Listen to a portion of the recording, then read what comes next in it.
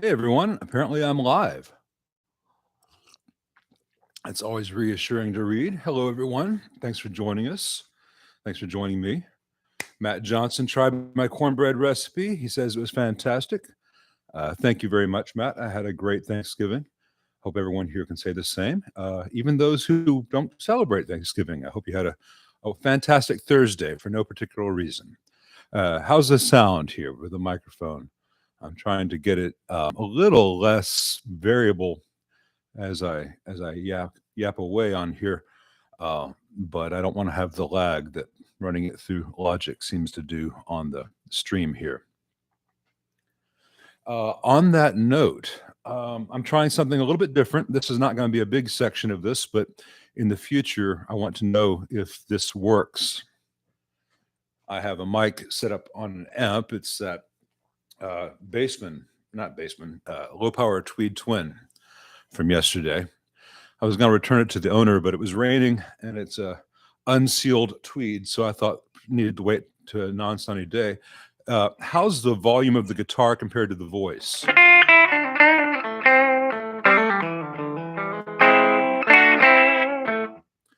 that a good level out there? Does it sound all right? If I put on headphones, then I feel like I'm underwater.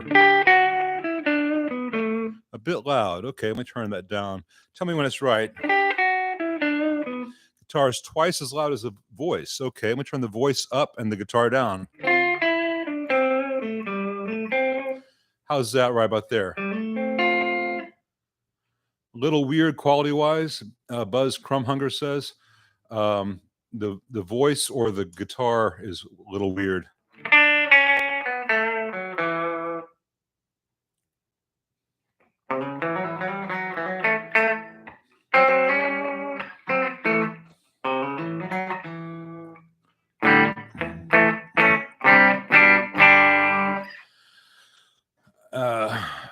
Guitar is cranking. Is it too loud, or people are saying it's good? I'm gonna go down a little bit on the guitar. I won't be doing a lot of guitar in this video, but you know it's tempting because it's prettier than I am. But I wanted to know if in the future, if I needed to do a live Q&A or demonstrate something about an amp, that I could. And the hypercardioid on this 87 makes it a little bit easier to do without too much weirdness. But let me put this to the side. I may talk about that SG in a little bit because a couple of live streams ago, I was having some issues that I think I've resolved, and people tend to like guitar talk. The noise coming off the guitar mic was weird. I didn't hear any noise, and there's no noise in the room, and it wasn't clipping on the thing. I'll have to listen back to the playback to know what's going on. It might have been a little out of phase stuff because the off-axis amp from the guitar. In fact, let me test that real quick. In the past, when I tried this, let me turn the mic on the amp off. The off-axis stuff from the vocal mic was really unreliable. So do you hear the guitar much at all right now?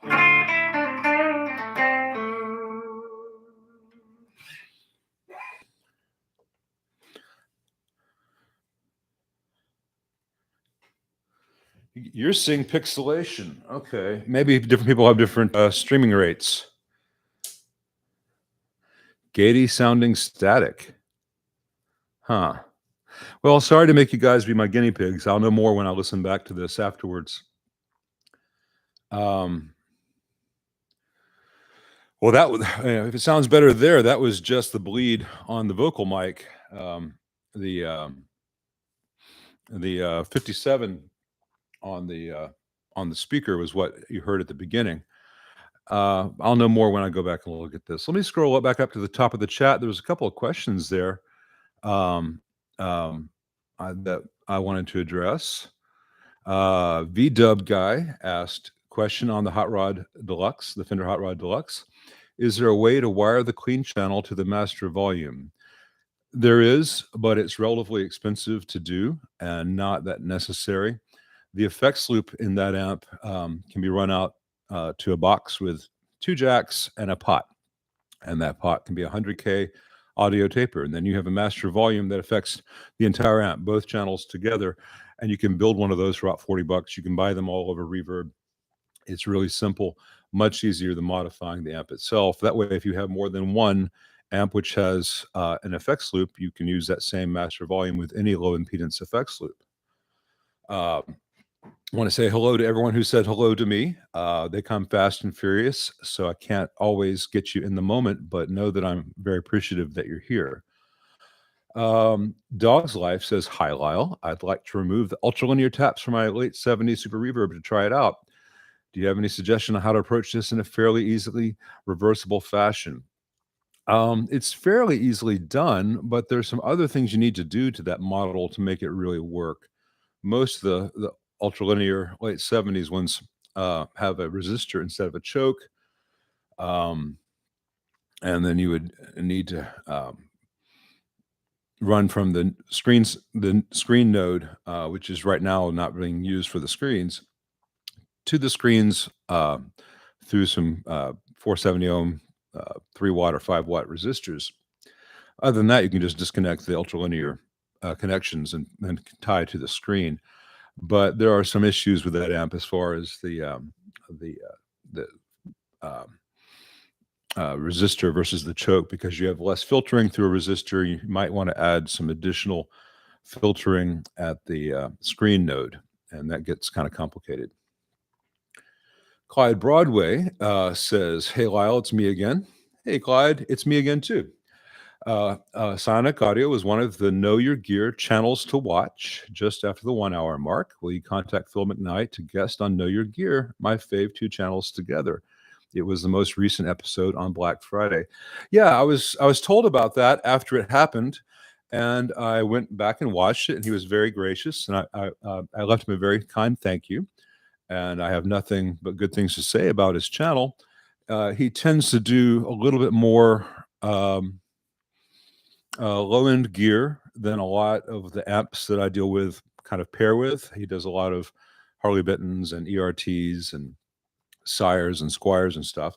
He also has some higher-end stuff there. He has the Paul Reed Smiths and various things. But a lot of his focus is kind of gear for beginners and intermediate players, and common issues with that. And that's great. There's a need for that.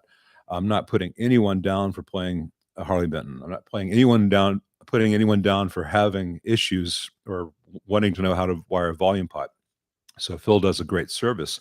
As far as guesting on his channel, he would have to initiate that, at which point I would be delighted to, but I'm not going to email him and say, put me on your channel now. He's already done much more for me than he needed to. And if you see this, Phil, I very much appreciate it. So yeah, I'd be glad to guest on his channel, but I'm not going to start inviting myself onto the larger channels, because that would, I think I'd wear out my welcome pretty quickly. Let's see here. Trying to catch back up.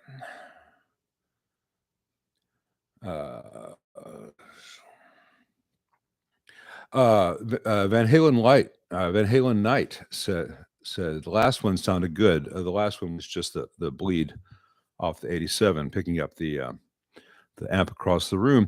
Earlier guitar had a little rattle to it from what I was hearing. Well, yeah, that's because you're accurately hearing it, and the 6L6 in that amp has got a rattle to it. I told the owner about it. They're new tubes. I think he's still in the exchange period. On that note, it has the very long bottle 6L6s from JJ, which can be fine tubes. In most combos, hang down combos, I recommend short bottle, short plate 6L6s. They're less prone to microphonics. Usually, in years past, the tongue saw 6L6 GCSTR has been my tube of choice for that. Right now, the TAD Red Bass 6L6 GCSTR is the way to go. And old RCAs that Fender used in the combos in the 60s tended to be short bottle as well, I think for that reason. William Gombert says, good evening, Lyle. Good evening, William. What do you recommend as replacement speakers for a 79 twin reverb? WGS G12CS. What about the power? 75 watts times 2, where the amp has 135 watts. Is this okay? Other alternatives? I would go with the G12C over the G12CS. I think that the S is a little too smooth and lacks a little high end for most players. I used one a couple weeks back in that matchless for the guy who's playing jazz, but in general, I find that a little bit dark. So 275-watt speakers gives you 150 watts and 135-watt amp. If you're going to be playing it on 10, which most people don't do with twin reverbs, it'd be not enough. But if you're rarely going to exceed 6 or 7 on the volume, or you're going to use the master volume, which is usually quite good in a 79 twin, then those speakers probably would be fine. Above that, the ET90 might be worth looking at if you're really worried about it. But how often are you going to play above 7 or 8 on the volume on that thing? I mean, it's ungodly loud. I think your ears will collapse before the speakers do. William Bach says, "Sup, Lyle. Need an oil can disc for an otherwise perfect Adenenko. Any source you know of? Hen's teeth? I know." No, I'm sorry. My only experience with oil cans is from the Jerk, and somebody really hates them. Scrolled too fast, as I do. All right. Analog Sounds says, "Do you think boutique amps like Benson or Milkman, or for example, are worth the price these days? Are there any brands you recommend using quality components and build?" Well, I've not had experience of a Benson or a Milkman, as in had one come in and see how they're built. So they may be fantastic. A lot of things can be fantastic in that price range. Also, Victoria, in that price range, you could also get, Seritone, quite a few builders. It depends on what model or type of amp you want. What's the best way to put this? People have an artificially low people have the wrong idea of what an amp should cost. If you go back and look at what a deluxe reverb or a twin reverb cost in 1965, and those were made kind of in the same numbers that some of the larger boutique builders make today. And then you adjust for inflation. The deluxe reverb was about a $3,000 amp. The twin reverb was approaching $4,000, and people were like, "Oh my God, this guy wants $1,800 for a deluxe reverb build. It's so overpriced," because we have gotten so used to the cost being artificially low since the late 80s, since things were increasingly made overseas. I mean, most of my playing life since like 1986, 87, until very recently, a twin reverb, whichever model they had out, the red knob, the evil twin, the reissue, was always about a $1,200 to $1,400 amp. And so people think a twin reverb is a $1,200 or $1,400 amp. It's no longer that with inflation and the markets these days. But people expect it to be artificially lower than it is. And it says a lot that for a good 25 years, the twin reverb was a $1,200 to $1,400 amp. And every year, you got a little bit less for your money.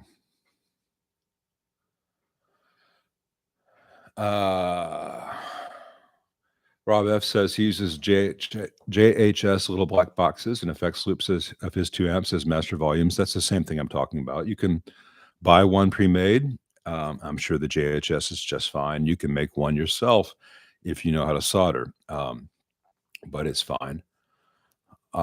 David S says, "Are SGRs, screen good resistors, still required when no choke is present?" Yes. In general, in addition to protecting each tube and limiting the current to the screen of each tube, that you can protect one tube from being negatively affected by a problem in the other tube. If you have the 2 screens joined together and one tube has a screen issue, it can kill the other tube, which is kind of a moot point these days because people tend to buy tubes in matched pairs and quads for output tubes. But there is a benefit to having individual screen grid resistors.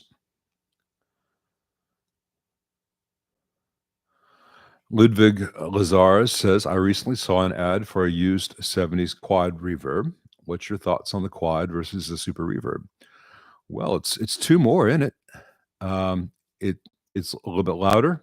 It's a lot heavier. It's much physically larger and hard to transport and fit in the back seat of many cars these days.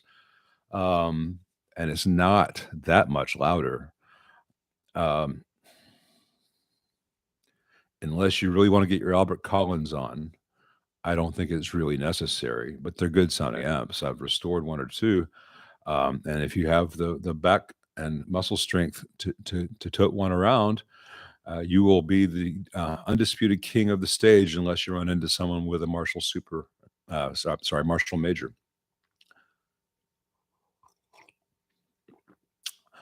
Ken Neminsky says, I have an amp with 4 6L6s. When powered up in one pair, the heater is one tube, comes on really bright, and is almost non-existent in the other. And then they proceed to level out. What could that be? Let me reread that.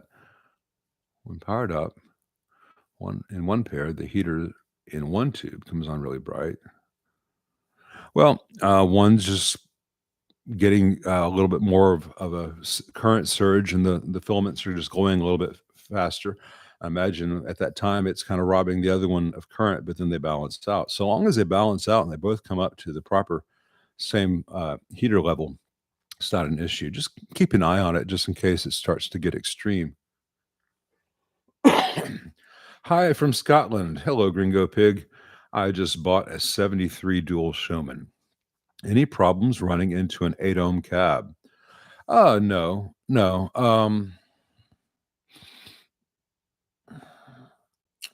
Let me think. Is that supposed to be going? That's supposed to be going to a 4-ohm load. Well, the Schumachers in those amps are really, really rugged, and you can mismatch by a factor of 1. And what I mean by that is if you have an amp that's expecting a 4-ohm load, you can offset it one standard setting either way. So if you have a 4-ohm load, you can run into you can give it a 2-ohm load. If you have a 4-ohm output, you can give it an 8-ohm load. Either one's going to be safe. You're going to lose maximum decibels. You're going to lose about 3 dB. And the feedback network will change, and the sound will be a little bit different, and the tubes will be operating slightly differently. You may like that. You may dislike that.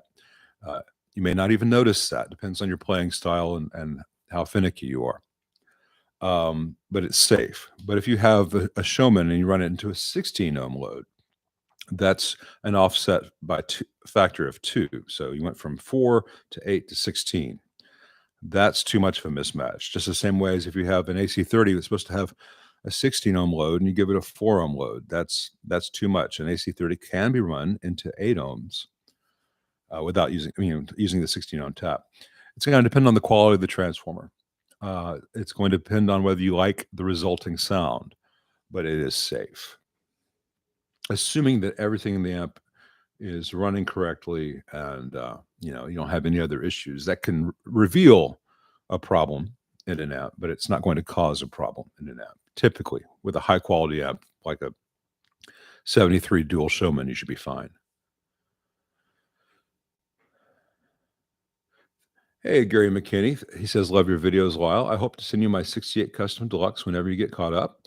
All the best from West Virginia. Thank you very much, Gary. I hope to get caught up at some point soon. Mark's Gas Station says, do you have any experience with Fender's The Twin? What are your thoughts? I mean, the red knob, I think the red knob is the one just called the Twin. And then there was followed by the 94, and there was a Pro Tube series, both of which are sometimes called the Evil Twin. If you mean the red knob Twin, or actually pretty much the red knob Twin or the 94, the two amps called the Evil Twin, avoid all of them. They're really over-engineered and under-designed. A lot of specialty jacks that are no longer, some of them which are no longer available, some of which are flimsy as F. Really bad circuit layout, really noisy stuff. You can de-stupidify it and end up with a fairly good sounding Twin, but there's a reason that the 65 reissue series has been a much bigger seller for them. It's a much better sounding amp, much easier to maintain a good sound out of. Matt Johnson, getting to the big questions here. What is your favorite Alex Lifeson guitar tone? Guitar tone. I know many people favor 2112 or moving pictures, but I've always been partial to signals because I love the sound on New World Man. Yeah, New World Man's cool. That's a telly, and apparently they did that really fast towards the end of the album. Um, I don't have a single favorite Alex Lifeson guitar tone. I was actually some people count sheep to fall asleep. I replay albums in my head to fall asleep. And last night, um, I was trying to uh, decide which one I liked better by replaying it in my head. Um, um, Finding My Way or Passage to Bangkok. And Passage to Bangkok, I give the nod to, but those are two great early sounds. Passage to Bangkok was recorded much better than Finding My Way, but you hear them live and you get a better sense of it. But it's so not comparable to say Camera Eye, not comparable to say um, um, uh, uh, what's it called 101 SOS. The Grace Under Pressure era stuff, the Grace Under Pressure era stuff, the Power Window stuff, the moving pictures stuff, the All the World's a Stage stuff. It's all great, but it's very different sounds. What the through line is each era has great tones and phenomenal playing. Um, I think he got bored with the sound and he moved on, and the rest of us. I see it in all kinds of genres from all kinds of players where musicians focus on sounding like this guy on this one album. But the guys who make the albums that everyone wants to sound like never seem to have spent the time trying to sound like other people. Um, so many people try to sound like Jimi Hendrix. Hendrix was looking for new things. Alex Lifeson loved uh, Cream and he loved Zeppelin, but he wasn't trying to sound like Jimmy Page. Maybe the first album, but he didn't have the gear and he found what worked for him and he went in a different direction. So, whether, last night we were listening to Peter Gabriel and it was the Passion soundtrack to The Last Temptation of Christ. And it's North African drummers and Indian violinists and Peter Gabriel and Manu Katché and all these great people from different um, backgrounds. And it just was this beautiful thing with very little guitar on it at all. And one of the things I was listening to as I listened to it is if I at gunpoint had to play guitar on that, what would I do? And I would not be dialing in a classic rock sound for that. I would be trying to find a texture that fit in with that. And I think Lifeson, starting about 84 through about 89, was just trying to find interesting sounds that slotted in with the changing technology around him rather than staying a 70s classic rock guitar hero. And that's one of the reasons I think that we're still listening to him 50 years later. I know I went on a long time about that, but the man has given me so much in my life, and it's kind of thing where it's a one-sided friendship. He doesn't know who I am, but if anyone ever knows me, sees this, who knows him, thank you, Alex. All right, back to the stuff. Sigs, thanks for the donation, man. I have a 6505 Plus that will only switch channels with a foot switch. Any idea? If you think it's switching relays, who sells them? It's not going to be the relay because the relay is being switched by the foot switch. So if the front buttons aren't doing it, but the foot switch is, you have a problem with the front button switches. And I don't know for sure if there is still an exact retrofit part for those push buttons. Hopefully there are. For decades, there was the PV parts department who had stuff going back to the 70s, and you could get almost any part you needed. That's all being shut down now. PV is kind of collapsing into this sad, pale shadow of what it used to be. And the parts department is, if it's still around at all, is just dribs and drags. So I don't know whether it may just be a switch that needs to be cleaned or a bad solder joint. Hopefully it's that, or maybe there is some switch that still fits that footprint. Any tech can sort that out for you, or just use the foot switch.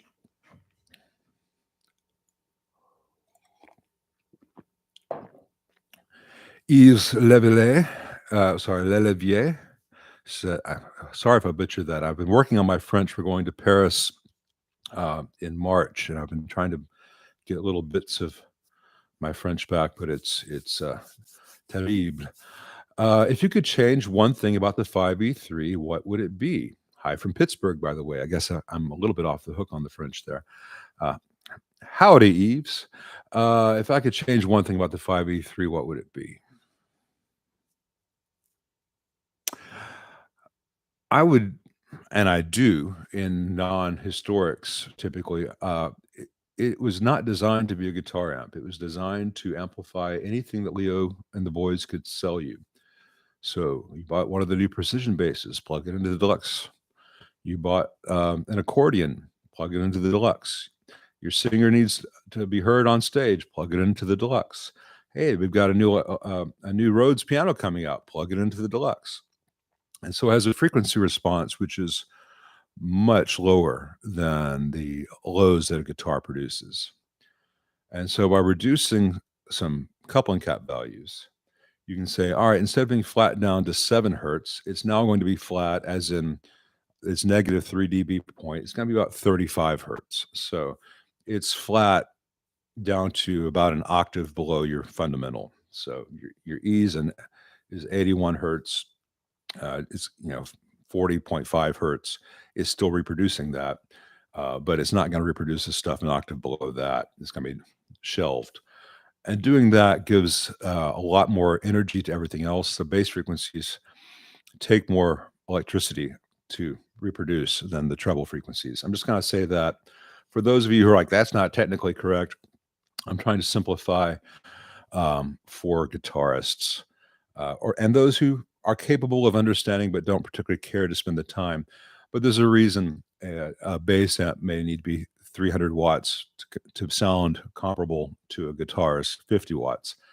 The larger the frequency, the more power it takes to reproduce. So by shelving the lows and limiting the lows to just an octave below your fundamental, you get a lot more apparent power.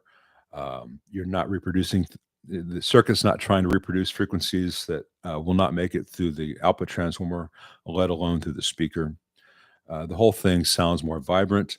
And there's some other tweaks I would do to the cathodion phase inverter, one of which is decreasing the input coupling cap on the second half of that cathodion from a 22 nanofarad down to a 4.7. And the 1 meg grid leak on that, I would change to a 470K.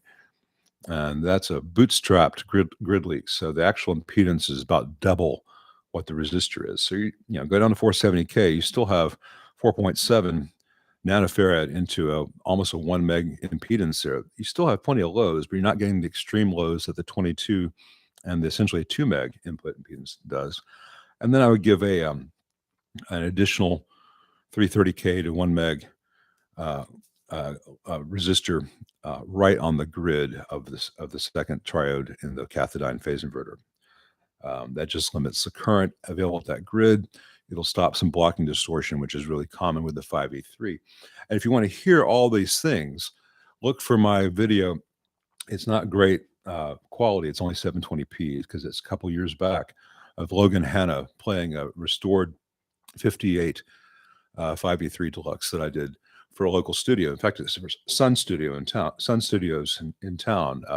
One of the birthplaces of rock and roll.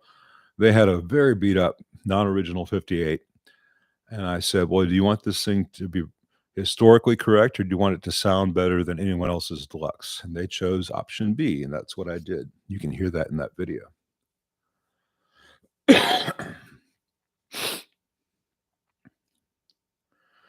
Clyde says, I will get on Phil about that play date. I take it you know Phil. Well, you know, I appreciate that, but feel free just to tell him thank you from me and that Lyle is appreciative and likes what he does. Reverb 508, thank you, Lyle. Always bugs when people talk about how cheap things were back in the old days without first adjusting for inflation. Yep, absolutely. There's a reason that a 67 Princeton Reverb now, 50 plus years later is still fixable. And once I fix it, it's good for another 20 years before it needs any other service versus a 10-year-old Fender product these days.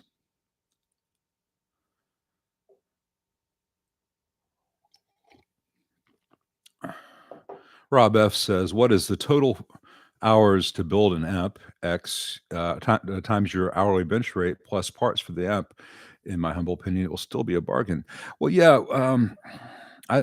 when I build an amp for someone, I can't charge the same hourly rate that I do to repair because that's just unfair. But what I do is I figure out how much money I need to make to justify that time. And that gets factored in there. And it gets complicated. And sometimes I know that, well, if I were to make this for what I'd like to sell it for, I won't sell any, but I want to get my name out there. So let me lose $150 on it compared to what I could make. And maybe once my name gets out there, I can make more money off them. It's a trade-off. And I'm always looking at ways to save money by saving time without sacrificing quality. And there's always that trade-off.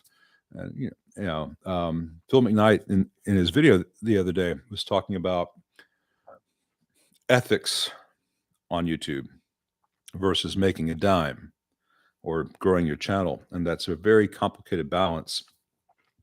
The same thing holds true when you're designing something. Do you want it to be the best possible, or do you want it to be affordable? And getting that balance can be very tricky. If someone said, make me the world's best amp, no problem. I'd be glad to.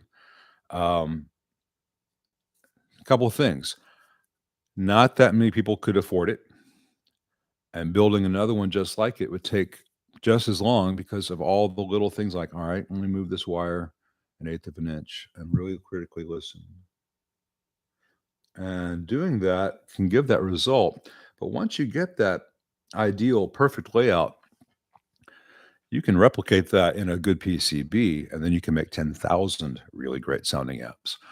But then the temptation is, well, I'm doing PCB. Let me just mount all the jacks on it, or let me have all the components on it, even the ones that get hot. And so that's where people start off with this goal, and they end up,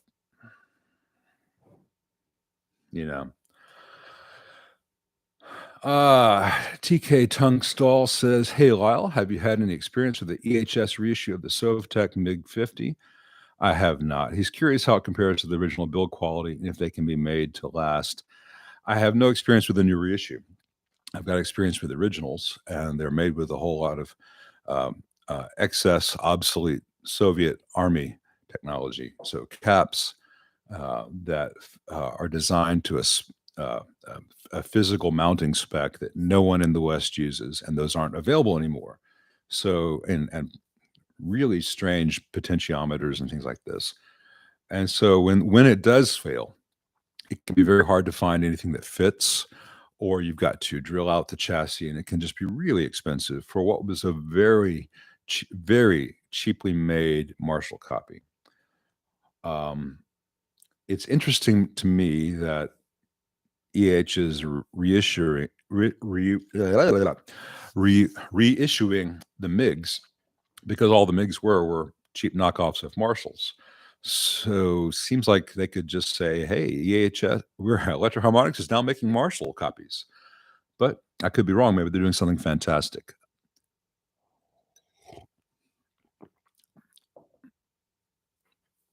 Sean McGarvey says Super is 4x10, Quad is 4x12. You're right. I was thinking of the Super 6 I had, which was six 12-inch speakers, or 610s. It was 610s.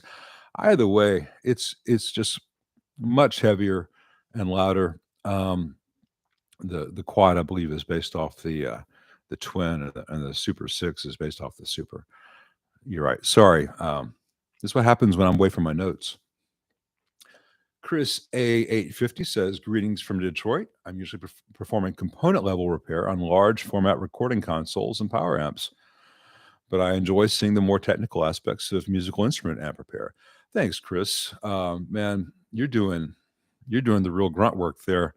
Hopefully they'll let you take the strips out and you can put it on your desk. You're not underneath it working upside down, looking up like Han Solo, you know. But I've done my share of that kind of thing, and it's both challenging and frustrating because, all right, I know exactly what to do on this channel strip. I'm going to do it all. It's going to be the best job possible. Now I've got to do it 23 more times, the whole thing. So good on you, Chris.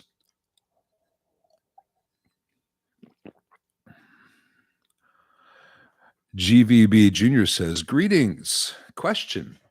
In the past couple of months, I've had two apps slowly lose volume, get fuzzy sounding, and then no output. Is this a ground issue? Very rarely would that be a ground issue.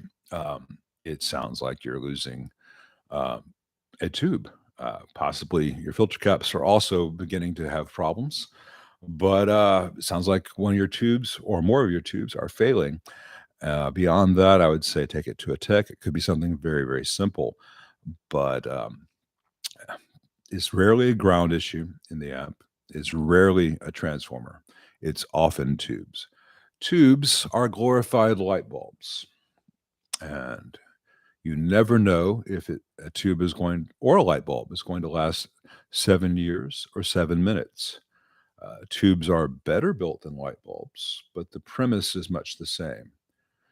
And you know how you'll be, if you're never sitting around in a room reading next to a lamp, and the lamp's been on and you're reading, and all of a sudden the lamp just goes off, the bulb just dies. That doesn't happen. What happens is you go to turn on the lamp and it flashes and dies, because at that moment there's a thermal change. It gets hot real fast, and that's when the little filament dies, when it transitions from cold to hot real fast. Similar things can happen in tube amps. It's rare that you'll be playing and it just stops, unless you hear something, start to motorboat or howl or make awful sounds. But every time you turn it on, it's going to get weaker and weaker, or every time it goes from hot to cold or vice versa, it gets weaker, and eventually it's just done. I think my analogy got away from me there, but anyway.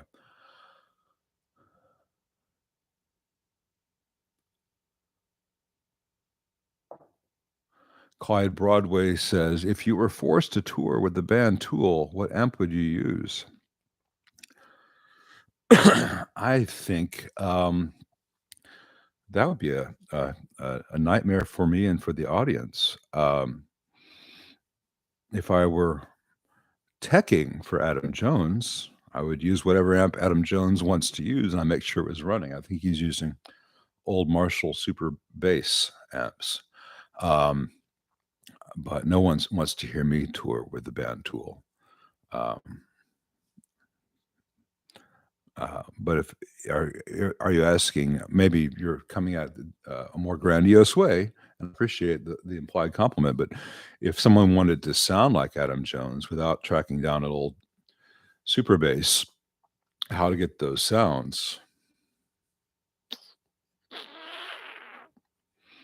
Pretty much any Marshall 1959 style amp can be made to get similar sounds. And if you want to sound more like Adam Jones, which he has Super Bass, if your Marshall 1959 has got that 5 nanofarad bright cap on the treble channel, just remove one end of it. You won't be full Super Bass spec, but it'll be a lot closer for the cost of desoldering one end of one cap. Tube Workshop says, "Are you feeling punished by questions?" No, not at all. Um, Christopher Butler, hey Chris, says, "Getting antenna effect when right hand near selected humbucker, even resting on strings. Reduced if left hand is also on string up neck. Doesn't happen with direct guitar to headphone modeler, only amp or FR. I don't know what FR is. Um,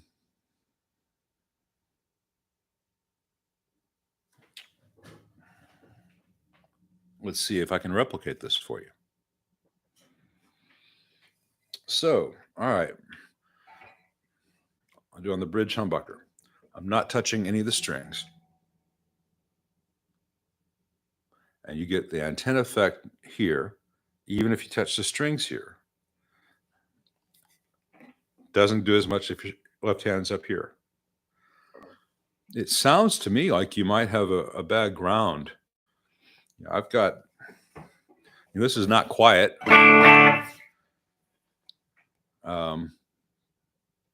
I'm not touching any metal, and I'm not hearing any buzz. I do have the cavity shielded, and I know that I have good grounds, but that volume's on 10. So if that's the case, something is not grounded in your guitar, or is not fully grounded, or you have a bad cable.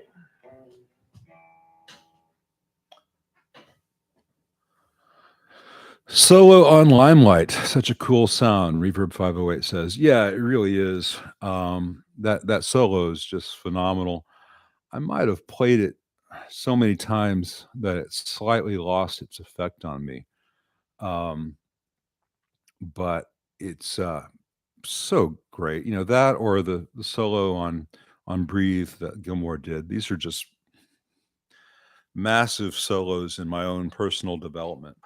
And I used to know them note for note until I realized that I was probably never going to be in a situation where I needed to play them for people, because that's not what people want to hear. Um, William Bach's going to have to Google the jerk and the oil can. Well, you've got a treat in store for you, William. I'm going to run to the other room and get some more coffee. I'll be right back. I need to come up with some really cool graphic for intermission stuff. Anyway, talk amongst yourself, and I'm going to try to resume, but I'm out of coffee, and that's not a good thing.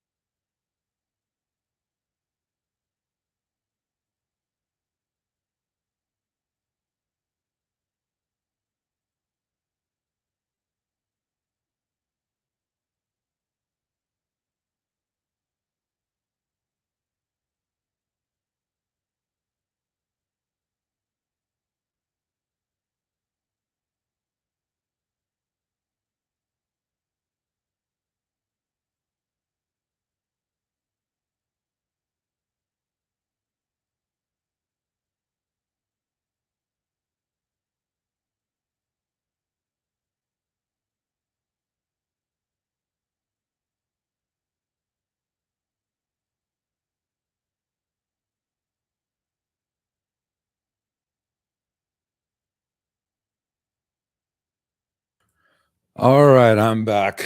Last week's coffee fairy is upstairs grading papers for people so she can crush the dreams of a whole generation of young designers. Mwahaha.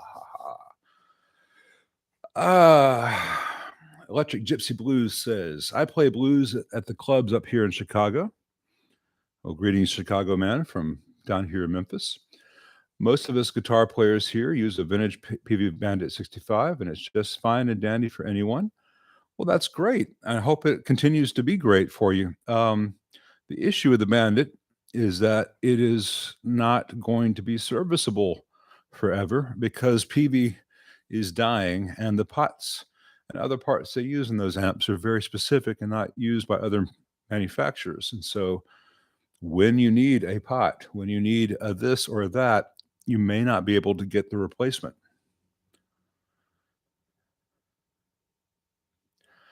75 YBA says Rush's catalog is huge. Sheesh. Yeah, it is. And while I was getting coffee, I remembered the name of the song, The Body Electric. That's a really cool, unusual solo on that. Natural Science is a MF too. Holger Dag says, hi, Lyle. Is it a good idea to add screen grid resistors and grid stoppers to the 6L6 in a Silvertone 1484? The app seems to hum more with this mod. It is a very good idea to do, and any hum that you're hearing now is not caused by that, but something else was disturbed while that work was being done, if it was being done correctly. I think you have a coincidental issue, but adding screen grid resistors and grid stoppers will not cause hum unless one of them, the added components, is defective.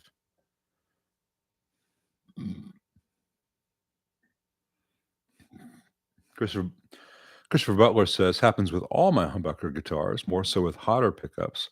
60 cycle hum, not there. This is buzz. When tapped, okay. Well, I don't have buzz or 60 cycle hum on my guitar here. If I were 2 feet from the amp like I was in that playing video, there'd be some hum, but not so much buzz. That's proximity of the amp to the pickups to the transformers and pickup and to a degree sensitivity in the preamp circuit. Let's see, not touching it, I'm going to rotate.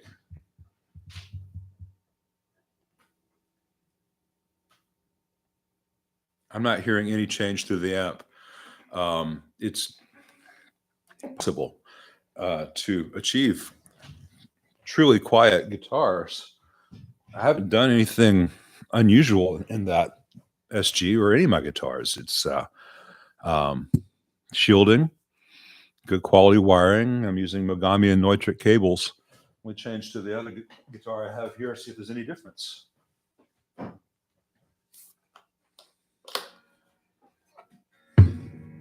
Other than hitting it on the mic stand.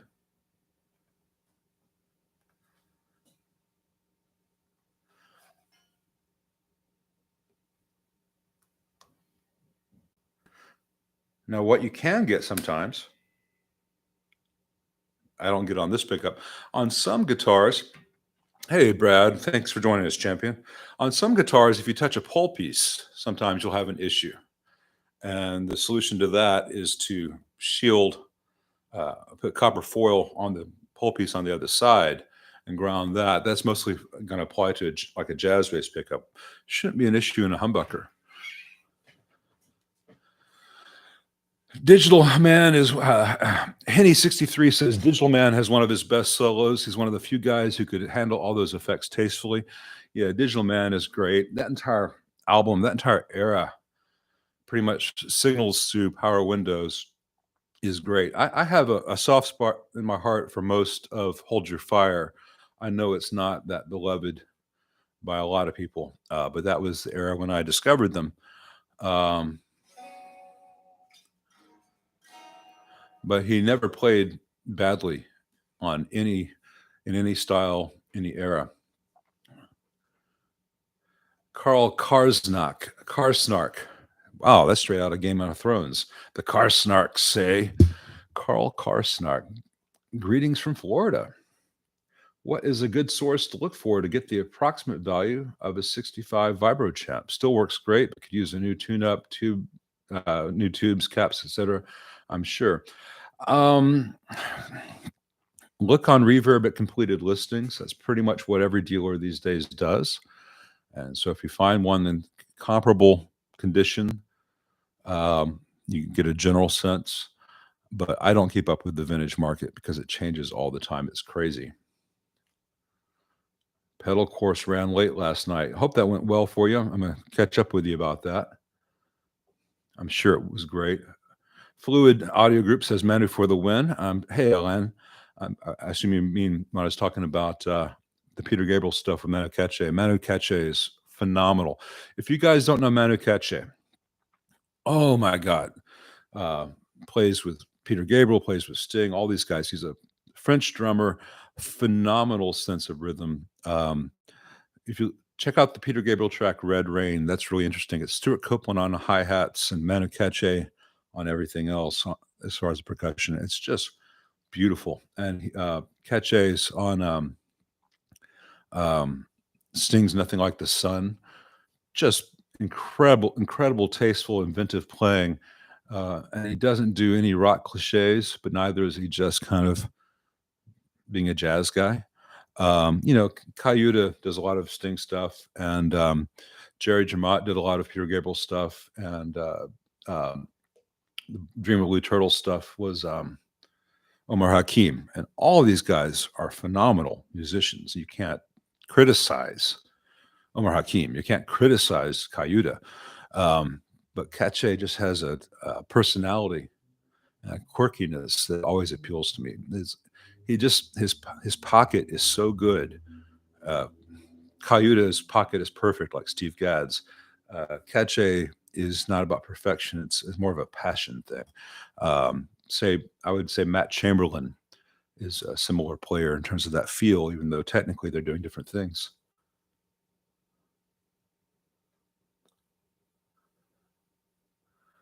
And I scroll down too far, too fast, almost there.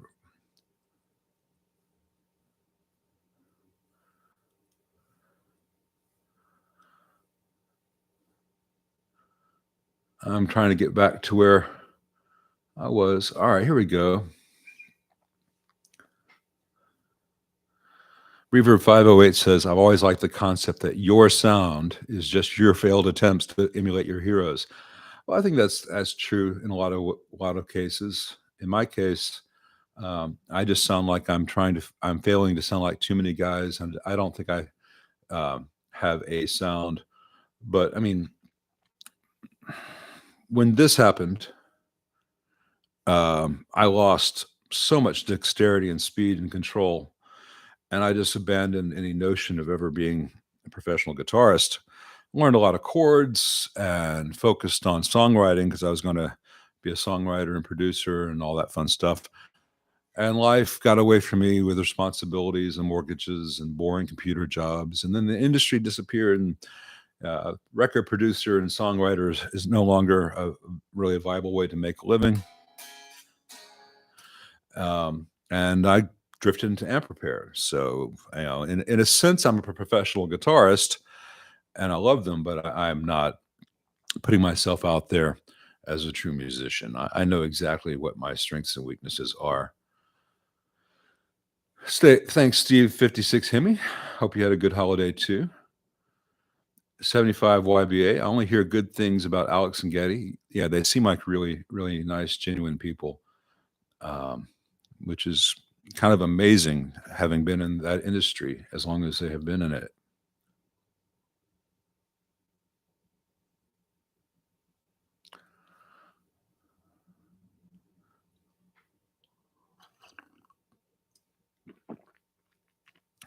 Curtis Everett says alligator clips are 26 watt, 26 average gauge AWG insulated in 1.5 watt 470 ohm resistor. Is this safe for discharging caps even up to 500 volts? If you're going to use 26 gauge wire, I might use a 1K 10 watt. It'll take longer to discharge, but you will know that it is safe. That the smaller the value of cap, the more current will be present, and you don't want the current to 26. Well, you're talking probably 6 or 8 inches of 26 gauge. I'd have to look at a chart. You're probably fine with a 5 watt 470 ohm. I would not go to anything under 100 ohm. That's for sure. And alligator clips are cheap. It's safe. Worst comes to worst, at some point you're gonna get a little arc, and that alligator clip wire is gonna die. It's unlikely though. Yeah, Matt Johnson. Unabashed curiosity is one of the best traits a musician can have. Yeah, the things, I listen to a lot of different music from a lot of different styles, and I don't care if it's the Beatles or Rachmaninoff or Q-Tip, Tribe Called Quest. Someone doing something that they're excited about, that they find fresh, and that I haven't heard before. Beato did an interview with Sting, lucky son of a bitch. And Sting says the thing that turns him off about music is if in the first 30 seconds, if he hasn't been surprised. And my personal take on that is most songs I hear today in so many genres, once I hear 30 seconds of it, I know how the whole thing's going to go, and I don't need to tune in for that. And that can be a Spotify top 10 or a modern country song. If I hear 30 seconds of it, I know how the whole other 3 minutes are going to be. I'm gone. There's too much good stuff in the world to waste time on formulas. That's me being a true music snob, but I'm unapologetic about it. The other day, I started to do a video on cooking my sweet potato dish for Thanksgiving, and I wasn't going to monetize it. And so I filmed it, and I was listening to Stevie Wonder Talking Book in the background, and I couldn't put that video up on YouTube. It was going to get kicked off because copyright, even though I didn't try to monetize it. I thought I'd get away with it. I was like, okay, it's Wednesday night before Thanksgiving. I'm cooking for my family. Welcome to my world. And my world that night was listening to Talking Book as I sliced up sweet potatoes. And YouTube would not let me do that. I don't think Stevie Wonder would have a problem with it in the slightest. But that's just how it goes sometimes. And every song on Talking Book, every song in that golden period of Stevie Wonder's is a great example of the always surprising. You may think you know what you're going to hear after 20 seconds, but after 30 seconds, you're going to realize that no, you have no idea where he is going, and he goes places that you could go back and spend a week studying how he got from this key to this key and sounded effortless. And then if you really want to go back, you could write a dissertation on it for a music theory class. And it sounds effortless, but it sounds like the easiest thing, like he's just breathing. But it's so advanced, and it's so surprising to the ear. Lenny's Brown Tooth says, "Hey Lyle, Fender switched from GZ34 to 5U4 rectifiers in the late 60s. The power transformer part number didn't change, but the B plus also didn't change. How is this possible? Did the power transformer specs change, but not the part number? No, the B plus changed. You get a different voltage drop with the GZ34 than a 5U4. But at the same time, the 5U4 draws more current, which will mean that there's a little... It's not that important. The transformer can handle the current draw. There's going to be a slight drop, a slight difference in the HT secondary between the two transformers when it's got more current going through it with the 5U4, but not enough. I think they did that because wall voltages were going up, and they didn't want to revise all their amps. And so there's a bit more of a drop. You can use a 5U4 in any amp that was sold after 63, designed for a GZ34, and you can use a GZ34 in anything after 69 that came with a 5U4. It depends on what you like the sound of. You just have to bias the amp accordingly. But there is a voltage difference. Ryan Bianchi says, how hot do you like to run your 6v6s and cathode biased? I'm running mine at 11.5 watts right now, tungsol 6v6 reissue, and wondering if I can push them further. Yeah, as a general rule with 84s or 6v6s, 100% is 12 watts. You can exceed that a little bit. In fact, you may get a longer tube life if you exceed that a little bit, because as the bias gets hotter, as the idle dissipation increases, the B plus drops, and so you're less likely to run up against too high a screen voltage. So, as I was telling someone in the comments on one of my videos today, in general, with a 5E3 or an AC30, other cathode biased amps with 6V6s or EL84s, you want to be no colder than 12 watts, and you want to be no hotter than 14 watts.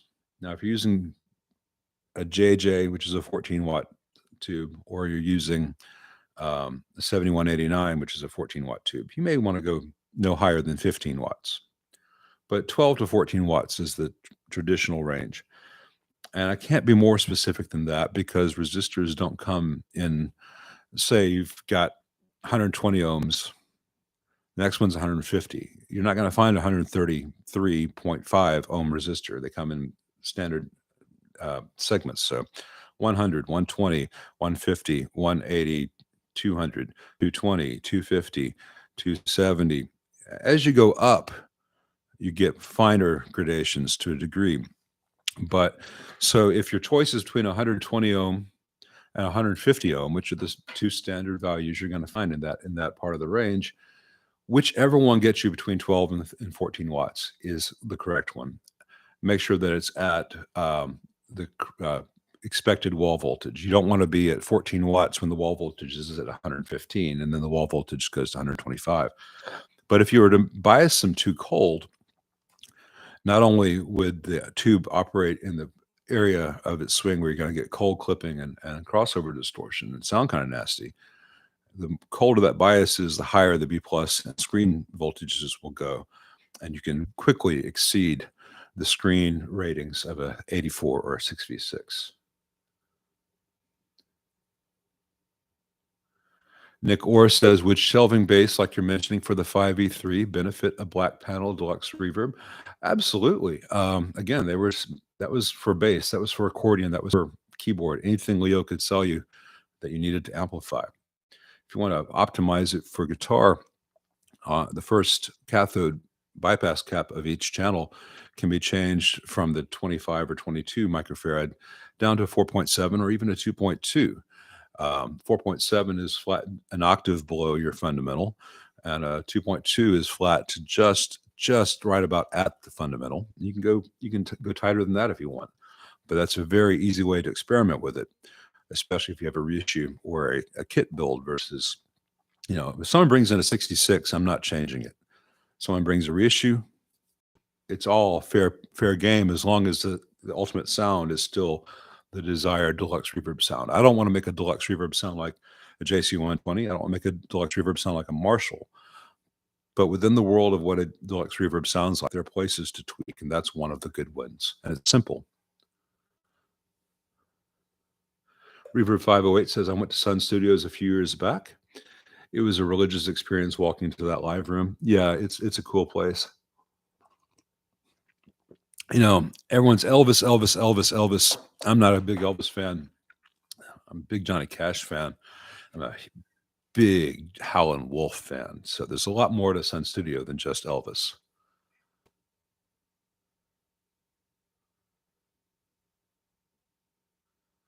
I'm going through the comments. Matt Johnson says, amen for those tips for a 5E3. I built one for myself after seeing videos of the one you mentioned. That was at 58. Lower the coupling caps and tweak the PI. Love it for the clean tones and slight breakup. Thanks, man. I think it does pretty good above the slight breakup, but the clean and the edge of breakup, the transition to breakup becomes much nicer on that once you do all that. All right. People are talking about Chris Butler's grounding. I think I've already done as much on that as I can remotely, but there's no reason for you to be having that issue unless something's consistently off.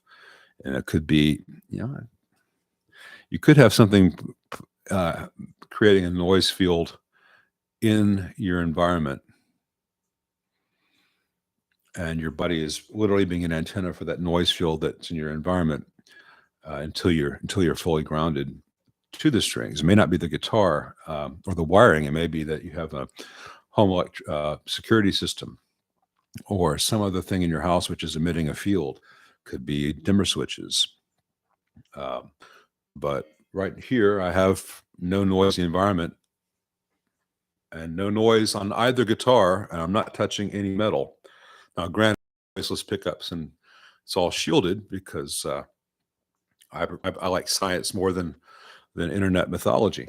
But there's no reason for any guitar to be noisy unless you just really want to have old single coils, in which case you just got to find, face Mecca, face Abbey Road.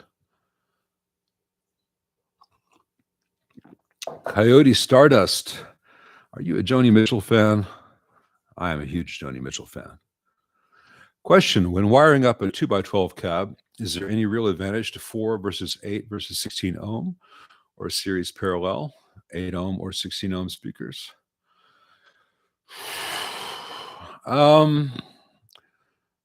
Parallel is a more secure connection than series, because in series, if one speaker goes, either you lose the speaker at the same time, or you can, one speaker can bear the brunt more. Parallel, you're less likely to lose signal entirely. The series, I'm trying to explain this better. With series, it's more likely that one speaker goes, at which point both speaker goes, and then your amp has no load, and then you have amp damage.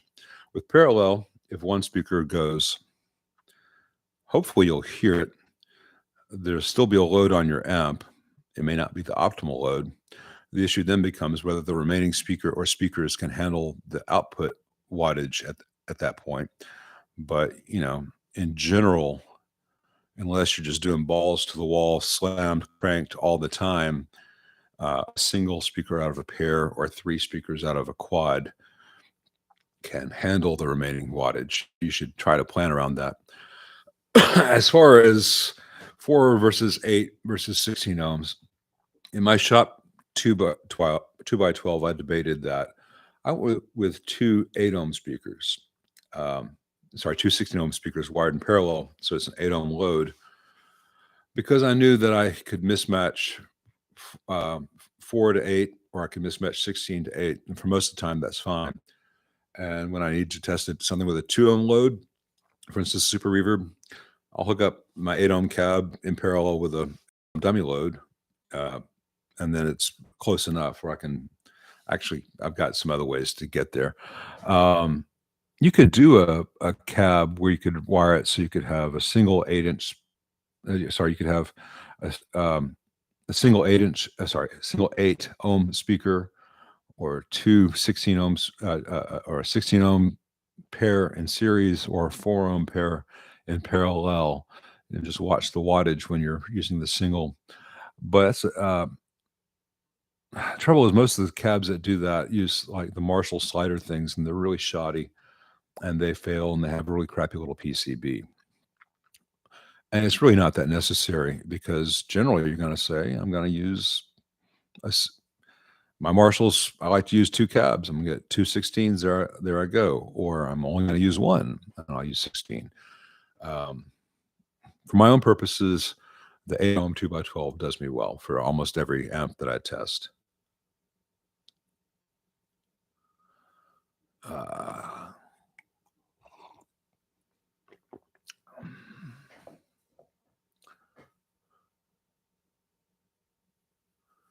Mike Jameson asks, what are the best vintage EL84 tubes in your opinion? It depends on if they're any good or not. There's a lot of stuff being sold today as new old stock that 10, 15 years ago would not have been sellable because they're noisy or microphonic or whatever. A lot of the good stuff's been picked over, and what's remaining is either extraordinarily expensive or kind of stuff that would have been rejects 15 years ago, or both. But good Mullards, good Bramars, good Bugles, these are all fine choices. Amperex. That said, a great player is going to sound fine with all new TADs, or back when you could still get them and hopefully get them again, this Russian military 7189s.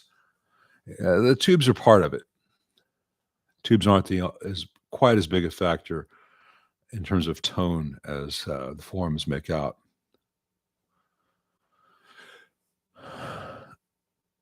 Don't throw oranges says, I'm a trainer nut, and I've always heard that they have weird ground schemes. Based on your experience, what do people mean by this? They do have weird ground schemes. The entire thing is done separate from chassis, except for one point. Only joins the chassis at one point, and you can actually break that if you have a ground loop situation, in which case you have the AC main safety ground which is also shielding the chassis, wholly separate from the DC negative and AC negative ground. Though it's rare that you need to do that. So a lot of techs aren't used to that. A lot of techs are used to ground as ground, and any convenient point on the chassis is a place to connect ground. If you do that on a trainer, you can introduce major ground loops, or you can snip what you think is an unnecessary thing, and then you have no ground reference at all, and it gets noisy. But I would say weird is a value judgment. Odd is just a better description. It's an unusual choice.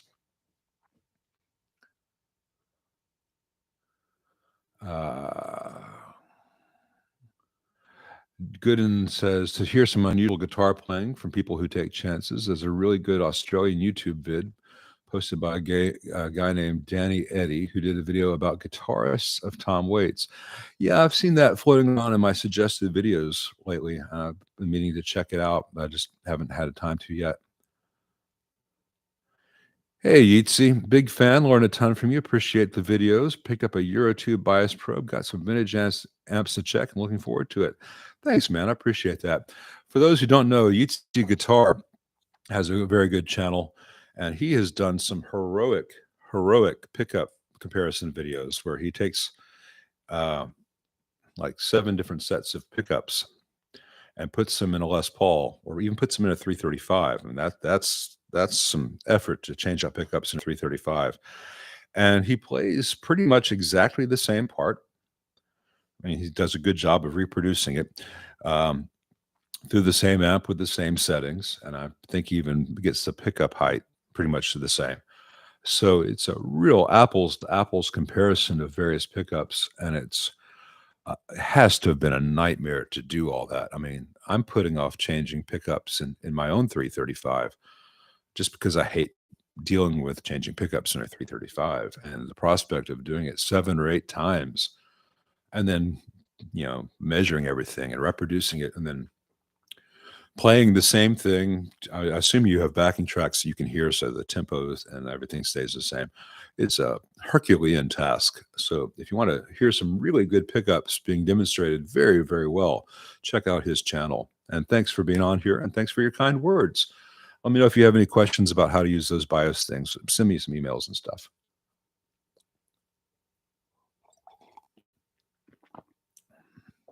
Yeah, good. And I'm a big fan of certain era Tom Waits. Not so much others, but I think that would tickle him to know that there are things that he does that I cannot stand. I think a lot of things amuse that man.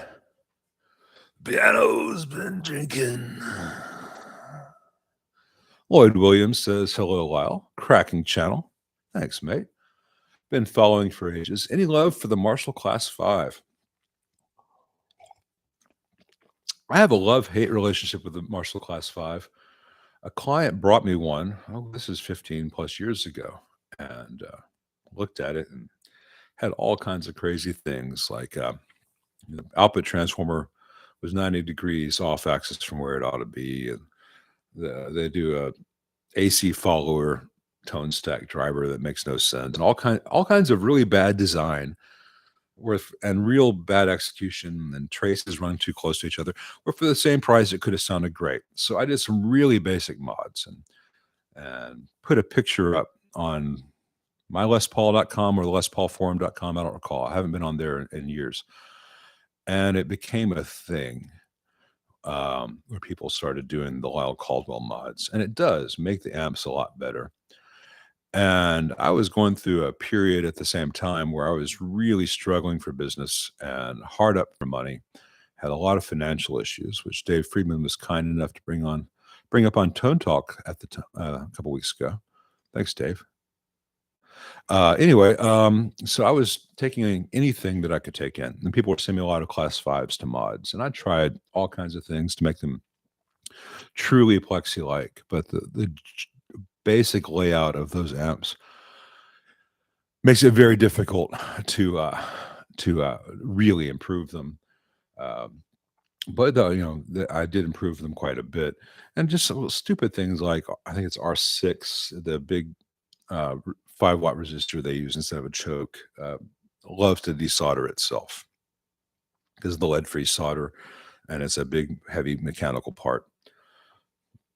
So if you go to the Les Paul forum or my Les Paul's forum, I think those mods are still out there, but it is not a very good amp, and I would not recommend getting one to mod or otherwise. If that thing had said anything on it other than Marshall, it would have been laughed out of the market. But much like the Origin 20, people hear with their eyes. Brad's Guitar Garage says, "Ooh, look, I can see my logo on the PCB sitting on the amp. LOL." Yeah, Brad's Guitar Garage. Now I'm about to bring this Blues Junior back to life. I got the authorization to do that. Brad's little board here is going to be my secret weapon. So this is a great example of what a PCB should be. There's nothing crazy about it. It's thick fiberglass. It has traces and pads on both sides. You probably can't see it here, but the metal goes from one side to the other. That's called through-hole plated. And all the traces are large enough or even larger than necessary for the current present. And everything in here, there's only 2 through-hole things, 2 or 3 through-hole connections here. Very simple to change out should anything be needed. Really nice separation. You can see there, hopefully, between. Can you see that? Or the little notches cut out between the pads there. And these take belt and tube sockets. So yeah, I'm glad to fly your logo on this because it's going to make this amp about 1,000 times better. So thanks for getting those to me. I appreciate it. And everyone who doesn't know, Brad's Guitar Garage, he's a good friend, fantastic tech down in Melbourne, has a great channel. If you like what I do, check out what he does. He's more rambling and he cusses a lot more, but he knows some amps. He knows his shit, and he's really funny. I'm not sure if it's intentional, but it is.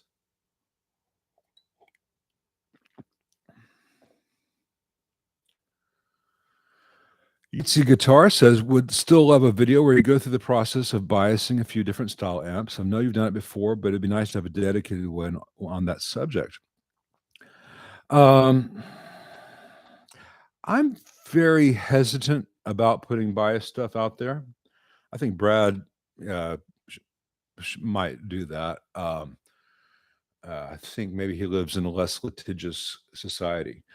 I do the biasing on a fixed bias amp. Actually, I do the biasing on most amps with a fairly dangerous method, in which case I'm measuring the DCR resistance from center tap to primary on the output transformer. And I write that down. And then I measure the plate voltage. And then I measure the voltage drop across that DCR. And that gives me a very, very accurate measurement of the current through the plate. Most bias methods are measuring cathode current, and that's a combination of plate current and screen current, and you can kind of guess 5%-ish of what you measure is the screen. I like to know for sure. So I do that on cathode bias or fixed bias amps. But it's a very dangerous way to do it because I'm working with live amps with high voltages and moving my probes around or using tiny little clamp-on probes that most people don't have. And I'm hesitant about putting that in a YouTube video where someone could emulate it without understanding really what I'm doing or the risk of it, not only to themselves, but hey, if you have that probe there and you were to touch the plate and the heater at the same time, shaboom, you're going to lose at least the tube. So I do bias a very accurate but dangerous way. And I think most musicians and most amateur techs would probably be better off using bias probes and figuring 5% of that as screen. The worst that will happen is that they'll end up slightly conservatively biasing their amps. They may think they're at 65%, they're really at 62%, and that's good for everyone. If Brad wants to show you what I'm talking about with the DCR method, that's fine. But I try to be careful about putting information on YouTube that could lead to people hurting themselves or their amps too much. I mean, you see me messing around inside amps. If someone just blindly does what they think they see me doing, they could kill themselves. And there's a certain amount of, well, that's not my fault if people are stupid. But the biasing technique I use is actually very dangerous. And I think about everything I'm doing while I'm doing it. That's another reason I don't like videoing that part, is because the video is a distraction to me as I'm doing a very dangerous thing. So I will talk about concepts of bias. I've already spoken about concepts of bias in this video when it comes to cathode bias and why you want to be 100% or a little bit over with a 6v6 or a 34. Typically with a EL34, you want to be about 90%, 85, 90%, because of other issues that are unique to EL34s. But in terms of fixed bias amps, you can go everything from like a 15% if you want that genuine Mesa sound to about 50, about 45 to 55% if you want the traditional Fender sound. You can go up to 60 to 70% dissipation if you want a little more output edge and it gets overstated. You can go over 80% if you want to believe Eddie Van Halen interviews. I'm not quite sure that he ever biased things as hot as he said. No disrespect to the man. He was a tremendous talent, but I think he got bored in a lot of interviews and he made up a lot of bullshit like turning your Variac up, which probably killed a lot of amps. But again, say you're Eddie Van Halen in 1980, you've got a lot of money and you can still get Sylvania 60A7s pretty cheap. And it's probably one of the lowest costs of anything else you're burning through on that tour. So you can bias your amps until the tubes melt down, just change them the next night. I don't think most of us have 1984 money. So, you got to be careful doing as rock stars say and do.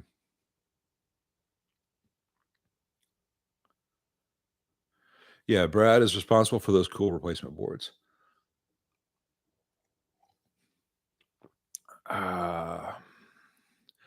VDub guy says, really considering the 65 Princeton, but concerned with not having an effect loop for time-based pedals. Anything to worry about? No, nothing to worry about. The Princeton has got a lot of clean headroom, at least at the levels that you're going to be wanting to play it at.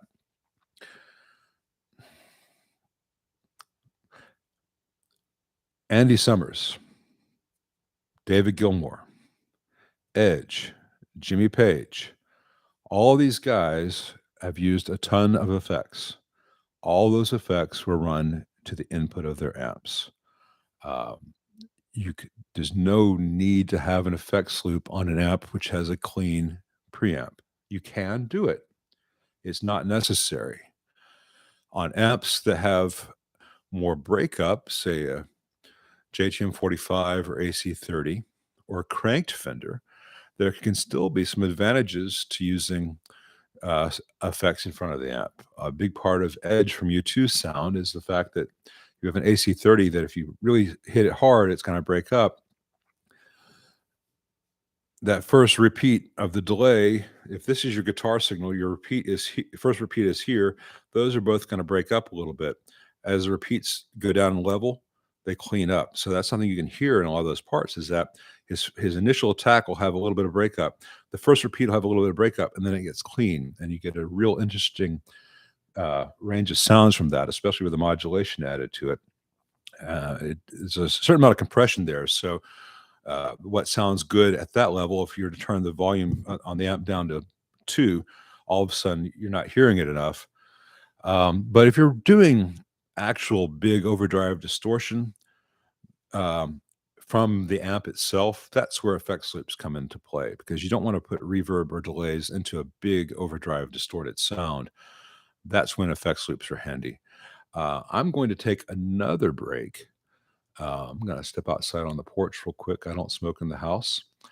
And I'm going to resume. So I'm going to pause this, and let's say 4 minutes. So everyone do what you need to do. Grab a beer. See you in 4.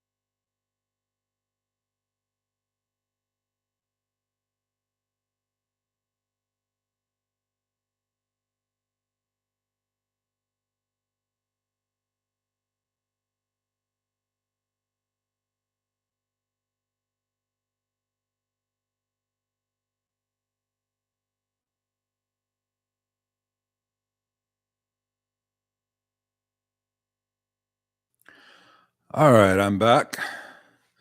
I'll get back to the questions in just a minute, but I just realized that you guys might want to see this. This is a Strat, belongs to a good friend of mine who's a phenomenal player. And he's going to be going out on the road on tour in January. But this guitar needs some help. It's got 9s on it. It's got 5 springs. And the bridge is tilted up much more than he wants. And the bridge makes horrible sounds. And the nut, the strings don't have enough angle behind the nut, and the nut slots are a little high and too wide, and there's a lot of pinging. And I'm going to check the electronics as well. I've not even heard it yet. That's because it's not even making sound. Well, that's odd.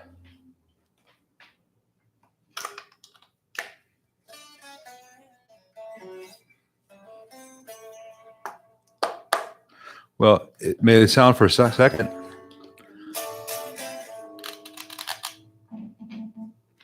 Oh, the jack's all messed up. Okay.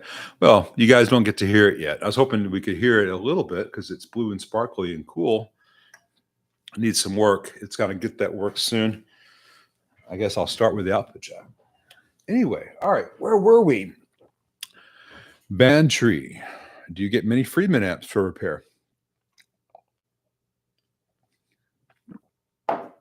So far, I've had 2. I had a BE100 that UPS or FedEx dropped. It had one bad solder joint on one of the rear panel switches. That can happen, and had a bad preamp tube. Again, that was after the box was mangled. So the owner, the buyer, asked me to check it out and see if it had been damaged, and the app held up pretty well. And then I had a Runt 20 or one of the other smaller ones, and it was a preamp tube. So I didn't even document for the channel that time because it was one of those.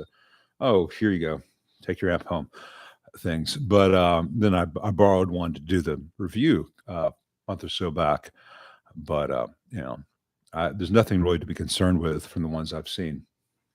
They're good amps. What was that? Okay, all right.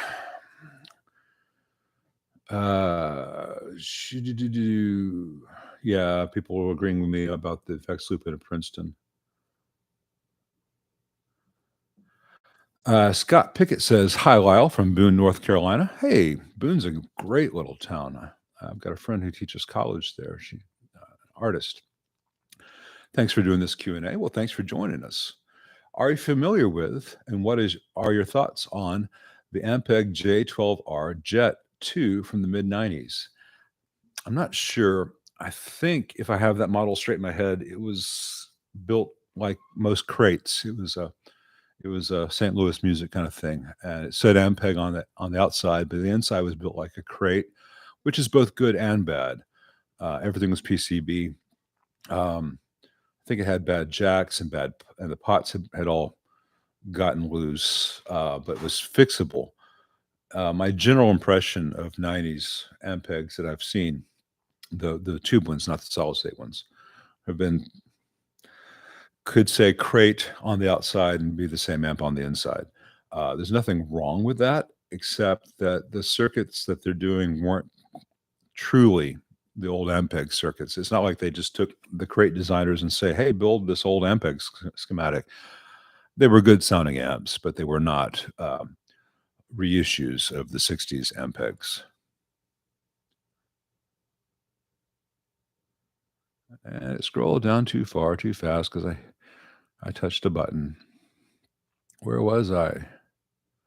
Man, there's so many more questions here than I'm probably going to be able to get to. That's a shame. I love this, but it's just so fast it's hard to stay current.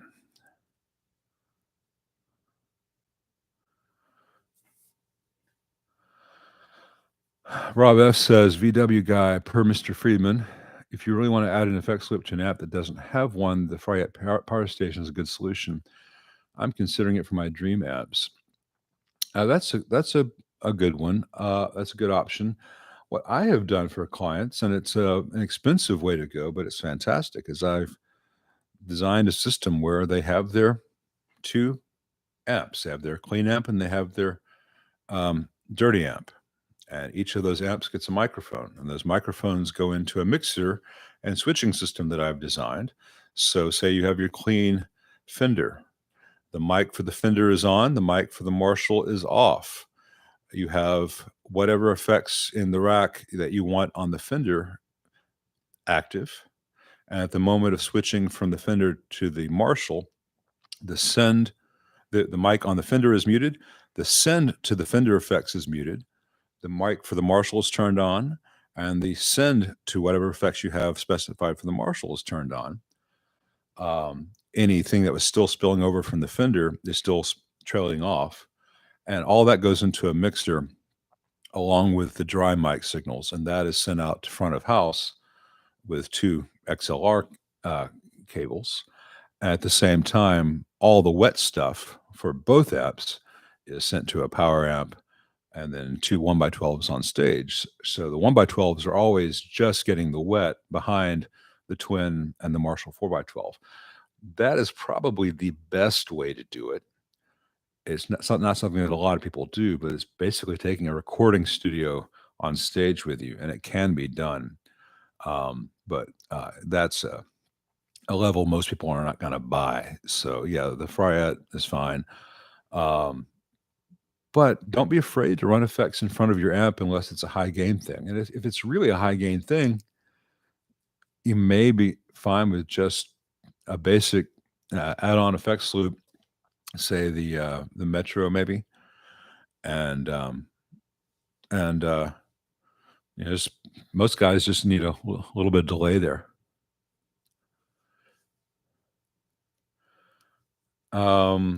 Clyde Broadway says, could you pick a clean and a high gain extension cab you like? That's real subjective. It would depend on the amp and what kind of stuff you're doing. Matt Johnson says, what brand blend of coffee are you drinking today? It's almost always Maxwell House French roast, unless I cannot get it. In which case, I'll take whatever I can get until I find the French roast. Though some of the Gevalia stuff's okay. Some of it's too chocolatey, and some of it's trying too hard to be fake espresso. I have not tried roasting my own beans. That's not my world. Yeah, Gooden says, Lyle, you dog off to Paris, my favorite big city in the world. I'm jealous. Well, I'm glad to make you jealous. I've been to Paris once before, and I did not like it at all. London and New York, I feel like I'm at the center of the world. Like everything's alive, and I did not get that sense in Paris. And the thing about Paris I did not like, though I'm giving it another chance, is that when you're in New York, well, it's a much younger city, but it still holds true, or when you're in London, this building was built in 1500. The next building was built in 1700. The next building was built in 1980, and then that goes back to 1800. So all these different things put together, and each one an expression of someone's individualistic idea. So you have all these individual ideas from different time periods, all nestled up against each other. A little less so in New York than in London, but still to an extent. You can spend an afternoon in Greenwich Village and be in a completely different century than if you're over in the Times Square area. But in London, block by block, you're time traveling it all the time, but you're also seeing individual accomplishments and individual concepts. When you're in Paris with the Haussmann buildings, it's just block after block after block of the same. It's very, very grand. It's very, very homogenized, and it's very much bigger than the individual, and all kind of adds to the grandeur of l'État, of the state. And I find it both diminishing to the individual and oppressively monotonous. And I know that's not a a very popular or common take on Paris, but I find it very samey. I'm hoping this time to spend more time and get out. We're staying in the Marais. I want to explore the Latin Quarter, Montmartre, different places, because when you're in the first and second and seventh arrondissement, it's very, very grand and very much like you're on a movie set. To any Frenchman watching this, I love France. I love French culture. I love French cooking. I'm sorry about my attempts to speak the language, but I do try. It's a very complicated language compared to other Latin languages. I've just not liked Paris yet.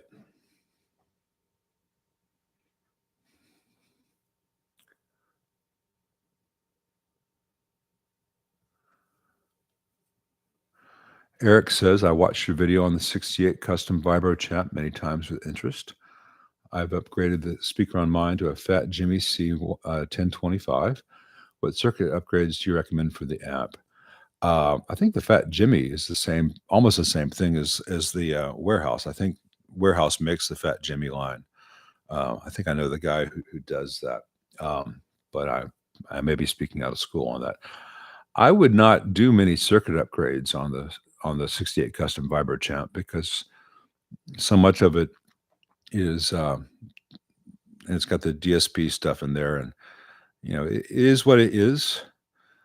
It seems a crazy way to complicate a champ circuit to me. I don't know that I would recommend it to anyone, but if it works for you, I hope it works well for you for many, many years. I think the speaker is the biggest thing to do for that. And maybe some other reverb circuit, because I think the reverb that's in it is kind of artificial, but that's subjective. T says, love the channel. Thanks, T. I have a 57 custom champ that cuts out when the volume is below 2.5. What should I do? Oh, odds are your amp has got a CTS 1 meg audio volume pot. And the CTS 1 meg audio pots just cut off once you get to a certain point. And typically it's like 8:30, 9 o'clock. And above that, everything's fine. Below that, there's nothing. And it doesn't go from nothing to a little bit. It goes from nothing to, hey, it's on now. And you don't have that gradual transition. So the fix for that is to change out that CTS pot for a Burns or Alpha 1 meg audio taper pot. By the way, people have this perception that CTS is automatically better than Burns, certainly automatically better than Alpha. It's not the case. And especially when it comes to volume pot, the 500K and 1 meg audios that CTS makes commonly have that issue, and it's a real drag. Try not to sneeze on camera. The weather keeps changing like crazy.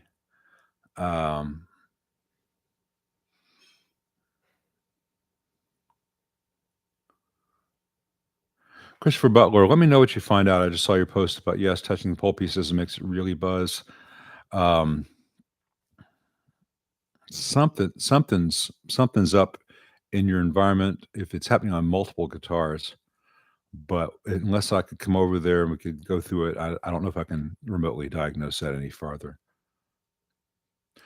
David Fisher, I have not had a Rockefort Custom 80. Sorry. I can only give opinions on things I have actual opinions of.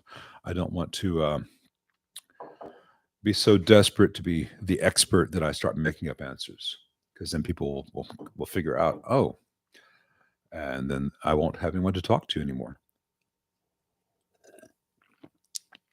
William Bach says, stream stop, where's my Wi-Fi being annoying? The stream is not stopped, though. I did take a 4-minute break. Maybe that's when you posted that, but other than that, it's your Wi-Fi. Sorry.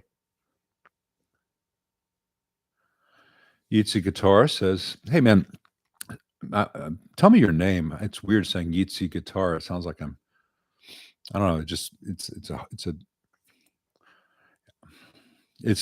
I have try to keep usernames straight in my head, and that's that one I always want to call you Yahtzee, and I'm sorry about that. It's interesting to me how few guitar amp techs. Oh, sorry, it's interesting to me how few YouTube amp techs have vintage Vox repair videos. Uncle Doug and Guitarologist have basically zero. Really appreciate your vintage Vox stuff. Well, thanks. I think Uncle Doug specializes in Fenders for the most part, and Gibsons and American. I'm sure he's capable of working on Voxes. I think for the most part, Don Butler and I, in the last several years, have gotten um, quite a lot of the Voxes, and there's some guys I know in Nashville who get a lot of them. Of those guys, I'm the one who puts them on YouTube. But Voxes are very strange if you're coming to it from the world of American amp building. They can be kind of daunting, and it's weird because there are some mistakes in Voxes which are legit mistakes that should be fixed, and some mistakes which are the secret to the sound. And so if you start going through there and trying to make everything like a Fender because that's how it ought to be, you may end up with a Fender that has a Vox logo, but it won't be a Vox. And I've actually seen people butcher them in the service of fixing them.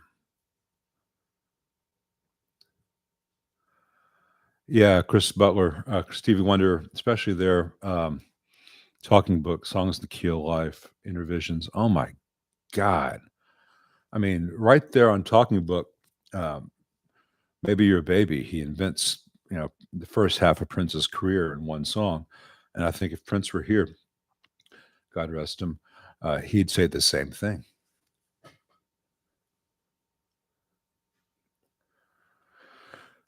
Stephen Burliant said, or Burliant says, "Hey Lyle, have you ever worked on any Fender 64 custom hand-wired amps? Are they worth the price bump if you can find one, or is it a better bet modifying a 65 reissue?" Yeah, the 64s are garbage. They're garbage you pay extra for. Don't get one. I've said this in other live streams, other videos. I'm looking forward to the next one I get in on the bench so I can go through and tell you all specifically why. But for the price, you could buy an actual real one from the 70s and get it fixed up and have a much better amp for the same amount of money. They are not well built. They are piss poor little PCBs that are disguised as eyelet boards. The wiring in them is not well done. The Deluxe does not have the correct tremolo in it for Deluxe reverb, and it's not because it's custom. It's because they didn't want to deal with EU regulations that won't let you use the LDR that's in the old Roach. You can't sell that in Europe, so they sidestep that by borrowing the bias trim from the Princeton and sticking it in there and calling it custom. No. And those blue molded caps that they charge a lot of money for that say Fender and kind of sort of, if you squint, look like an old blue Ajax. It's a standard metal film cheap cap cased in blue plastic that they charge extra for. It's like those fake bumblebees that Gibson sells that are just a standard little film cap covered in plastic that they charge tons of money for because, ooh, bumblebees. If you listen to it, you can hear the tone. Sorry to be so opinionated, but people say I'm opinionated, I'm too vitriolic, et cetera, et cetera. It's never on my own behalf. It's not like, "Oh, they offend me. How dare they? They're just not as good as I am." No, it's because they're ripping people off. They flood the market with all this bullshit and it hurts you. It hurts you in your pocketbook. I put myself in the position of a kid who has to go out. She goes out and mows the lawns all summer and works jobs to save up to buy an amplifier because she's been told it's just the best by all the magazines and all these channels and all this marketing stuff, and then it doesn't work a year later. I want to protect that kid out there busting her ass to earn money to get an amp. I want her to have a good choice and to know what the good ones are and the bad ones are.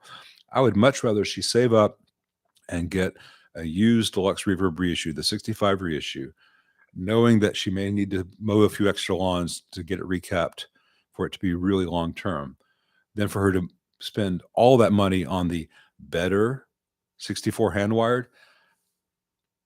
That's just a waste. And that offends me on behalf of everyone out there who has to work for this stuff. Half the channels you see reviewing gear are given that gear or loaned that gear and paid to do those reviews. You see all these channels that get the new PRS amp on the same day or the new Fender Acoustic Sonic on the same day. They're not going out there and buying these things. Look what I just bought.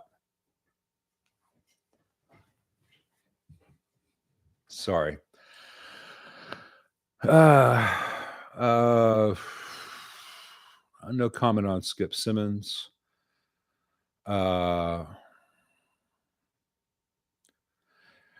Yitzi got an old 64 AC10 Twin, fantastic amp. Basically all original other than the fuse added and 3-prong, gearing up to dive in, get the cap swapped to start.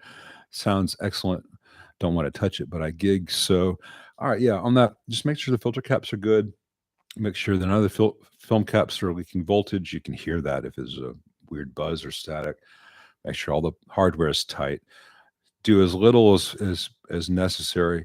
And if you have a hum, do I have that book handy? Yeah, just 1 second.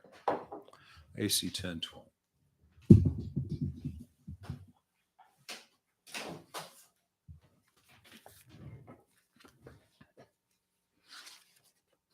I think the AC 10's in here as well. There's a heater thing that they do wrong on the AC 30s and the 15s. And I want to see if they do the same thing wrong on the 10s.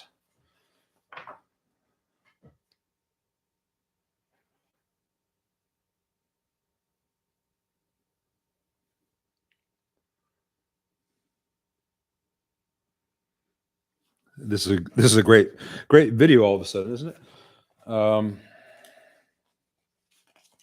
If they do, it's not shown here. Let's see.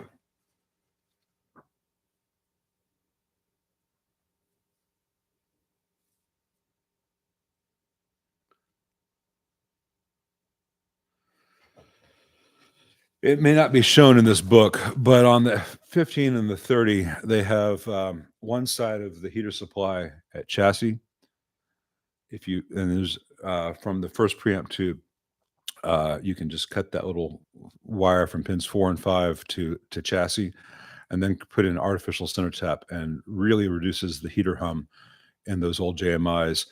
That may be the case on the AC10. It's been a while since I've had one in. I don't recall. If that's the case, it's well worth looking for.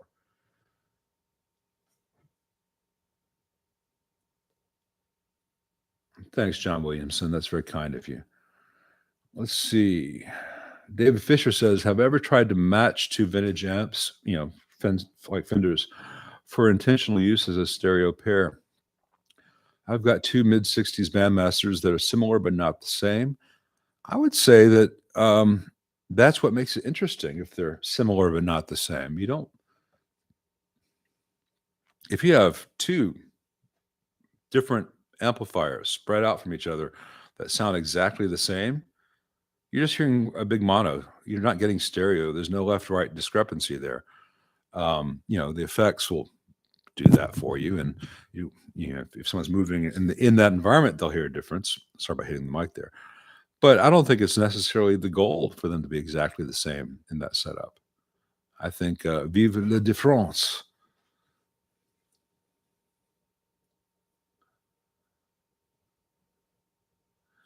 B-side says, I noticed you use 100K carbon comps to feed the plates and some of the DR reissues. Does that affect the sound, feel, both? Well, that's something I discussed with the owners on those. Carbon comps can make a slight difference in the sound of a Deluxe reverb in certain locations. The trade-off for that, I keep looking at these guitar picks on my bench. I'm moving them out of my way, so I stopped doing that. I'm just fiddling with them, making them little patterns. I need to stop that. Just something to do while I think. It probably doesn't look that good. Anyway, it's a trade-off. It can sound more authentic. The trade-off for that is they're going to have a shorter lifespan than carbon films. So in 10, 15 years, they may need to be changed out. So that's something I'll do with the owner's input. If they really want that, they have to know that there's a trade-off for it down the road. If they want not to have that trade-off down the road, then I'll use carbon films, which sound almost the same as a carbon composite, but not quite. These are subtleties. It's not necessary.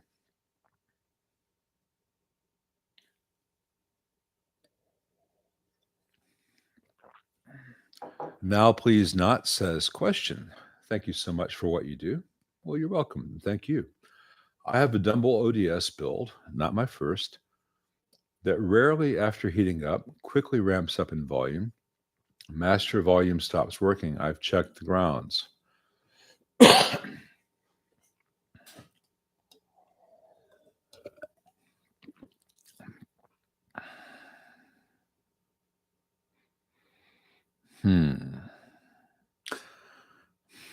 That almost has to be a ground or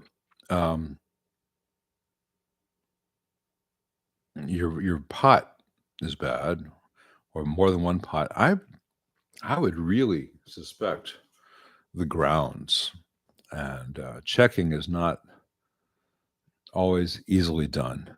But what's the best way to say this?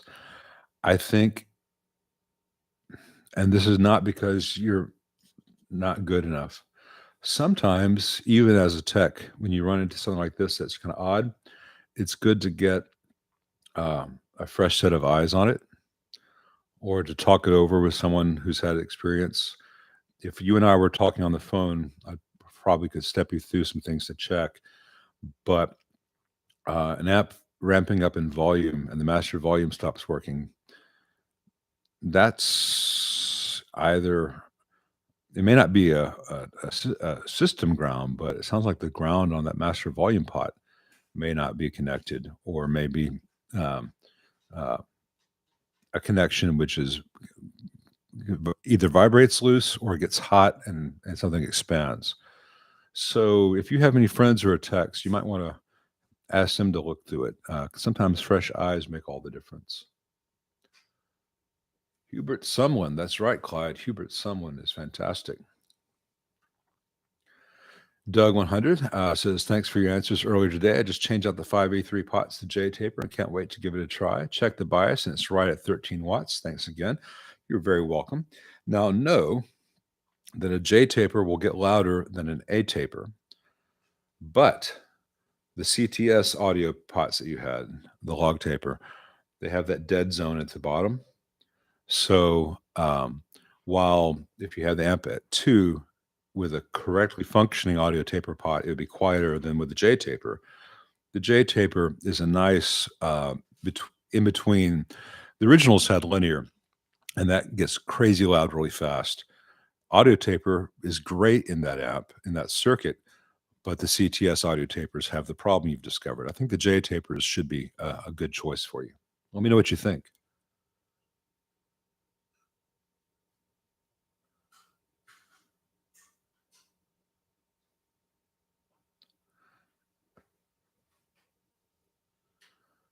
Sorry, I'm trying to read through the questions. Bald Paul Studio says, who do you think makes the best consumer modified Marshall amp tubes, amp tones? I'll try that question again. My fault. Who do you think makes the best consumer modified Marshall tone amps, such as Friedman, Wagner, Dr. Z, Seritone, PRS, etc.? Of that list, Friedman, I'd say Friedman and Sir are going to be ahead of the game.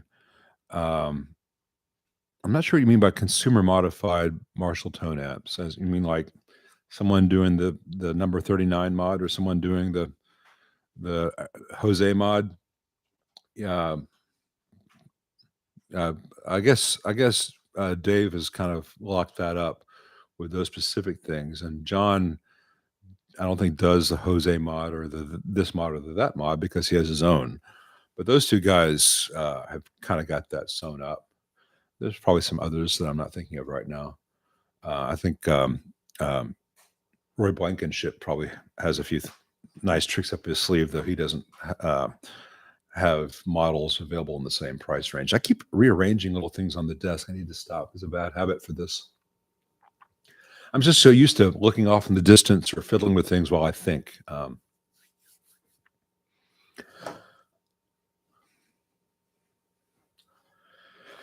Ken Neminsky says or asks, in an AB 763 circuit, what issues could manifest if the 820 ohm resistor on the speaker outs drops to 100 ohm? That's probably not what was happening. If the 820 resistor, in which you're referring to is the negative feedback resistor, if that literally dropped to 100 ohm, you'd have a lot more negative feedback, and the amp would actually become unstable with only 100 ohms there. It would begin to oscillate and motorboat.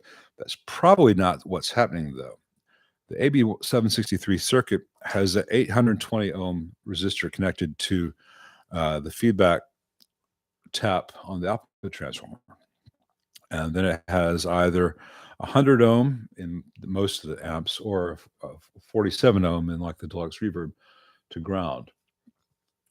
And if you measure across that resistor, the 820 ohm resistor, you're going to get whatever the resistance is to ground from that point, because that speaker is so close to ground that you're going to measure that. And if you have nothing plugged into the speaker, you're going to get that 820 to ground in parallel with the 100 ohm to ground. So it's very common. Say you have a Deluxe reverb, you measure across that 820, you're going to get about 47 ohms. If you measure across that in a twin reverb, you're going to get about 100 ohms. It does not mean that that resistor is bad. It means that you have a parallel path through the other resistor. So there's no, unless you lift that one end of that resistor up, you can't measure that one end circuit. But you can give yourself false failures if you don't think it through with the whole circuit in your mind.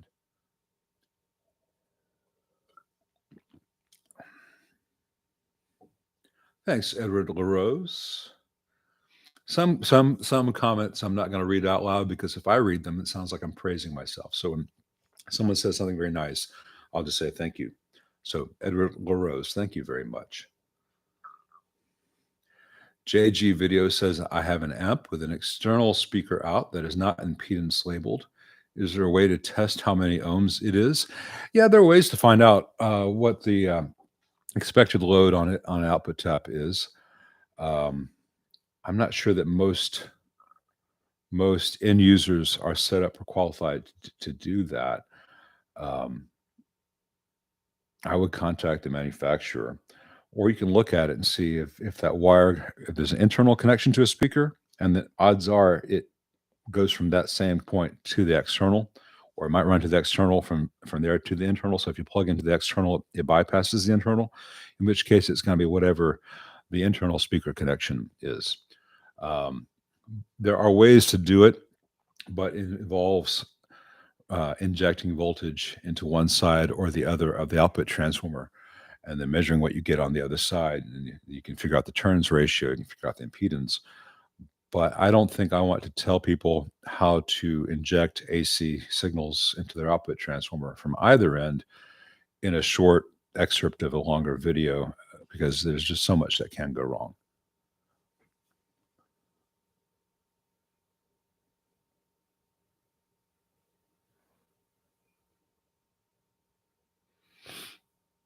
Okay, we're back to the buzzes of Christopher Butler. And I'm sorry that you're having that, man.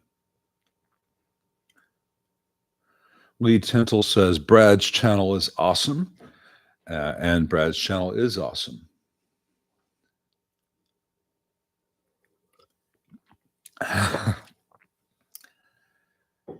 John L. says, great channel, Lyle. And any suggested performance tone mods for an AC15TB? You mean the 90s Korg UK one?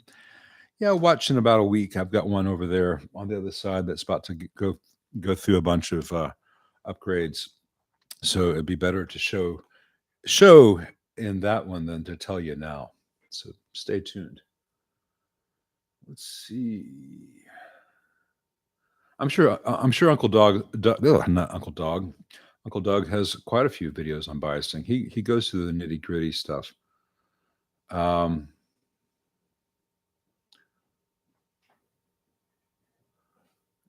Yeah, Matt Johnson agrees with me about how I bias is good, but dangerous, and liability is a thing when you're on the internets. Jeff Wayne, sorry, I don't. Off the top of my head, I don't have any. I don't know the MA series of Marshall.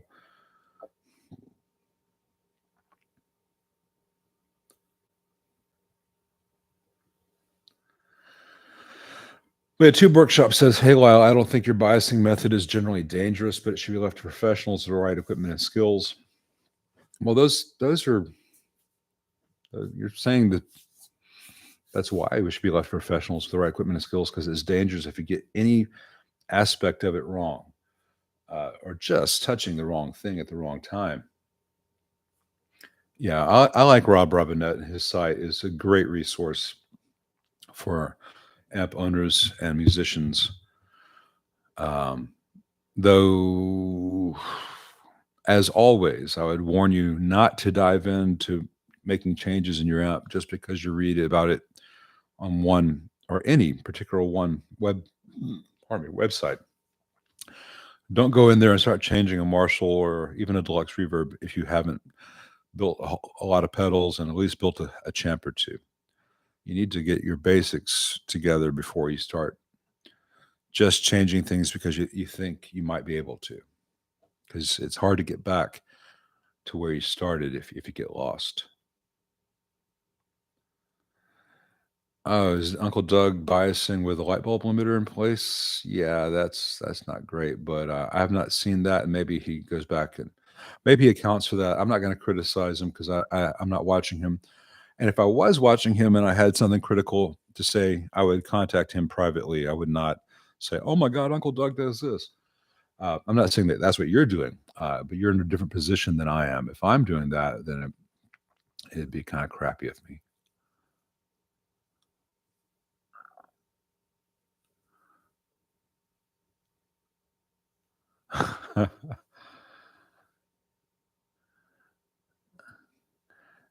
What can be done about trace soldering pads that have lifted up and cracked off for a rectifier? I mean, for the diodes messed up the board, EEG Junior. You can generally find other places where those traces went. Maybe tack solder some wires and go to a chassis mounted bridge rectifier. I'd have to see your amp. It sucks when people damage the traces because they use the wrong components in their amps. Looking at you, Mesa, and to a lesser but still real degree, looking at you, Marshall JCM 900s with your bridge rectifiers that burn things.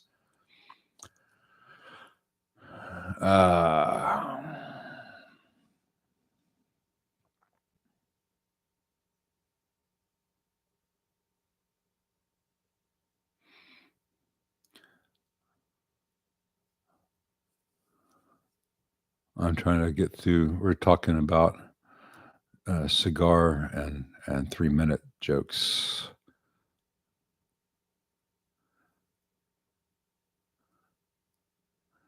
Yeah, Brad. Sorry, smoking cigars won't make you Churchill, but it's fun to try, I guess.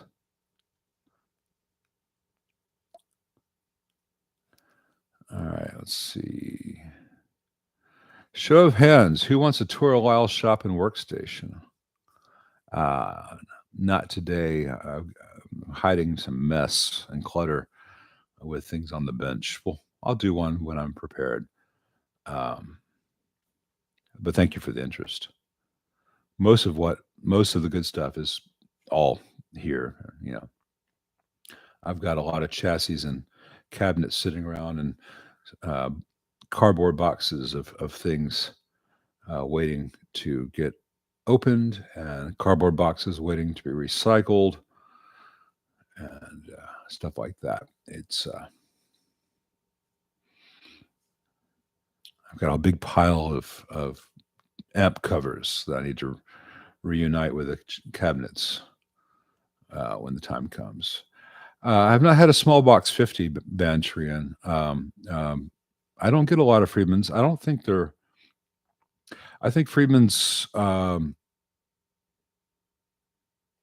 really hit the market in Memphis that much for whatever reason, and they're well built. So when they do, I will get them. I think I spoke to Dave about maybe doing some warranty stuff, but so just to save him shipping, uh, depending on what part of the country his clients live in. But I don't think he's going to have that many warranty issues.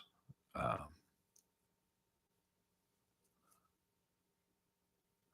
Shed asks, do you have thoughts about plugging an amp into a battery UPS? It can be a good alternative to Variac, but you need to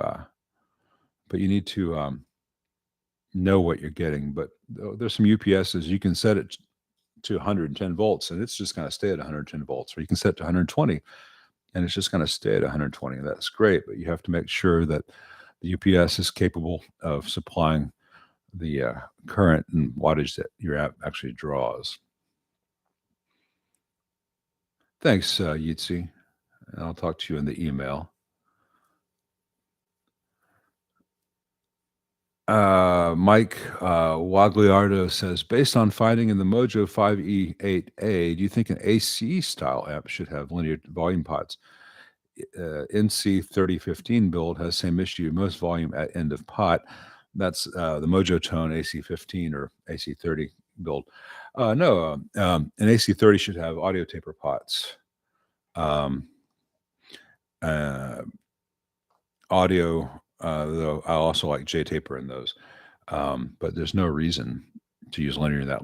Most guitar amps should have audio taper volume pots because linear will just get too loud too fast in most applications. The 5E8A is a very unusual circuit in how it's done, where they have each input gets its own triode. If you're only using one input of each per channel, then the high gain input gets two triodes for that channel. The plates are mixed from those two triodes and then go to a volume pot.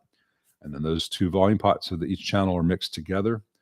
And so because you're doing a lot of mixing, and the way that they do the mixing, there's a lot of loss of gain at that stage, and they only have 12 AY7s.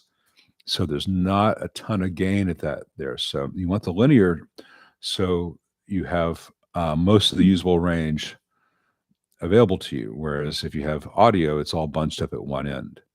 Linear spreads it out. The sound is exactly the same, but with the audio, you go from here, that's nice clean, to here, that's screaming overdrive, and it's just kind of sudden. Whereas with linear, you have clean, beginning to break up. All right, it's breaking up. All right, more. And that's a nice. I'm doing it from. I think I'm doing. I'm not sure if that's clockwise or counterwise for you guys because I get the thing mirrored on this. All right. Stout Coffee says, hey, Sonic, do I have a potential tube problem if a 15 amp filament fuse for my 160 watt PV Roadmaster tube amps keeps burning up? Doesn't burn out right away, but after turning amp on and off.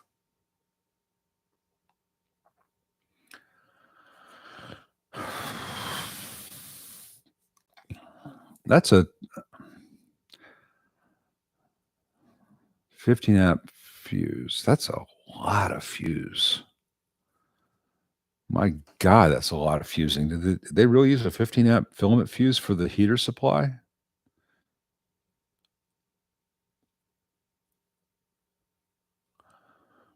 You may have a heater to something else shortened there. You could have a faulty tube. I would have to look at the amp in front of me to give you better advice, other than to say that sounds very wrong, and I think you should probably take it to a tech near you. Unless you're just using, maybe you're using fast blow fuses and something's really hinky with that. I can't imagine even in a giant amp with a ton of tubes hitting that 15 amp thing, though there is always a current surge when you first power an amp on. So, but that sounds crazy.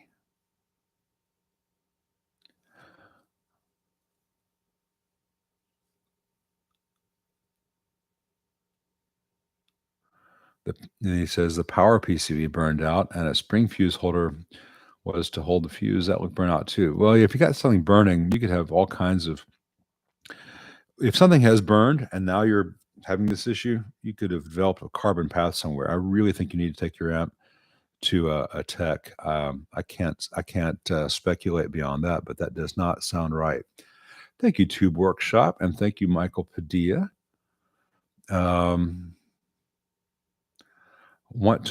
Michael asks, want to mod one of the amps in my 64 Echo Twin to fixed bias, not a pristine amp.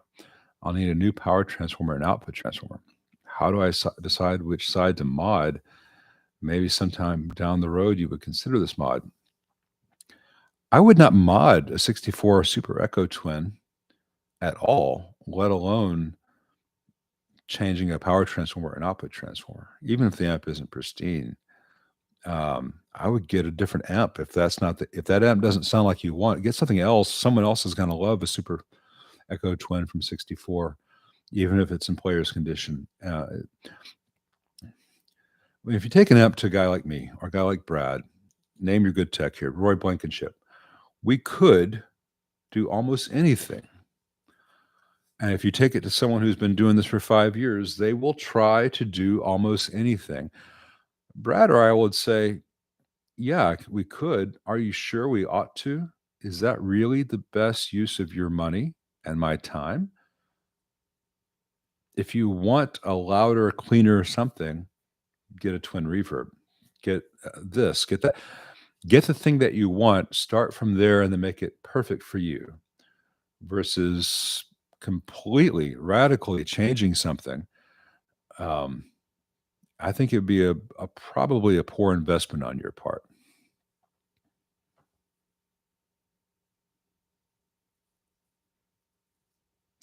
Brad's Guitar Garage says, Paris pissed me off. I almost got into multiple fights with aggressive panhandlers and scammers. They backed off when they heard the Australian accent. Well, I can turn on the Southern accent if I need to. People seem to have the same reaction to us crazy Southerners as they do the crazy Australians. But I've not had any issue with panhandlers in Paris. But I certainly had a lot of people approaching me in Lisbon and Florence trying to sell me oregano.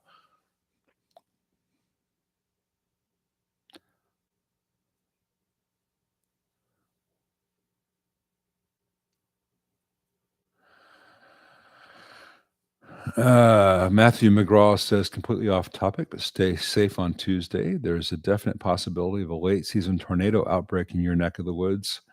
Yeah, I was thinking that last night. I went out on the front porch about 1 o'clock, and it was much warmer last night at 1 o'clock in the morning than it was all day yesterday.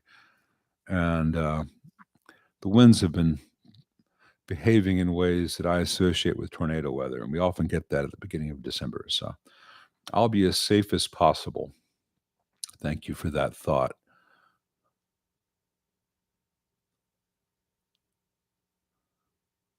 On the champ volume pot issue, Dennis Flock says, thank you, Dennis. What a linear pot do? I don't know what you mean by on the champ volume pot issue.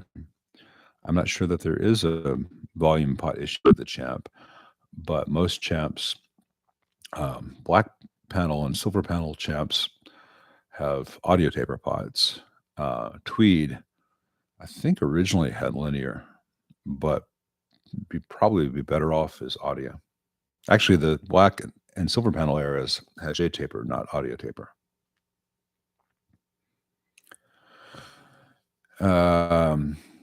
Jesse Hydro says, yeah, or the Soldano pedal is total cringe. I'm not sure what that's in relation to, but I've seen a lot of back and forth suddenly on various YouTube channels about that Soldano pedal. Something's up with that. I haven't checked it out. Jeff Warren says, thank you for your candor, Lyle. You must be a part Canadian, saying sorry so much. No need to apologize for truthful knowledgeable opinions. Well, thanks, man. I'm very sorry if I've been saying sorry so much. Sorry. Lots of kids in the hall. Sorry. Yes. One of those things, I don't want to be apologetic about my opinions, but I want to, I don't know, just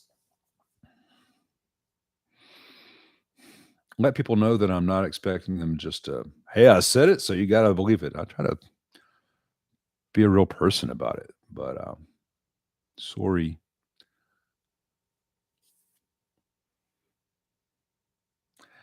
Yes, Gooden, I do remember the Blitz. No, my wife would laugh at that.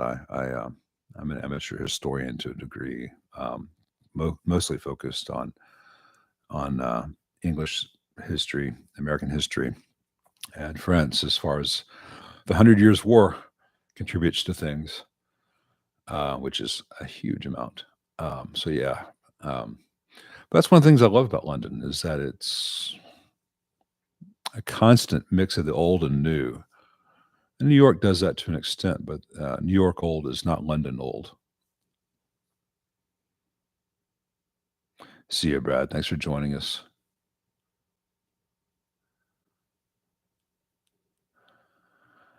Let's see.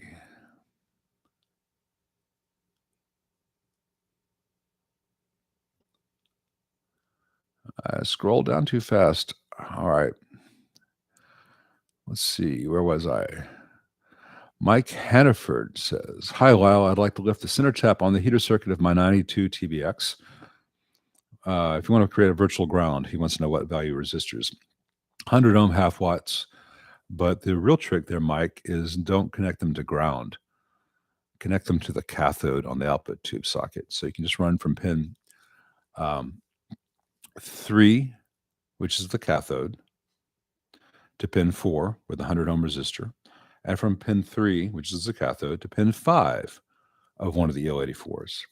You can do it on 2 separate tubes if you prefer to have a little space. That way, you'll be using the elevated DC present at the cathode, which is going to be 10 to 12 volts typically, instead of ground. And for reasons I don't have time to go into today, that is a quieter reference for the artificial center tap than ground was. But make sure you lift the physical center tap first. And that is a cheap, easy way to get DC elevation on the heaters in a TBX or other AC30. Works with most cathode bias amps, by the way. 50 volts is a perfect amount of DC elevation for most amps. But in a 30-watt amp like a TBX, it's going to be about 12 volts, 10 to 12 volts. In a 15-watt amp, it may be closer to 20 volts. Those are great ways to get you a noticeable reduction in heater hum.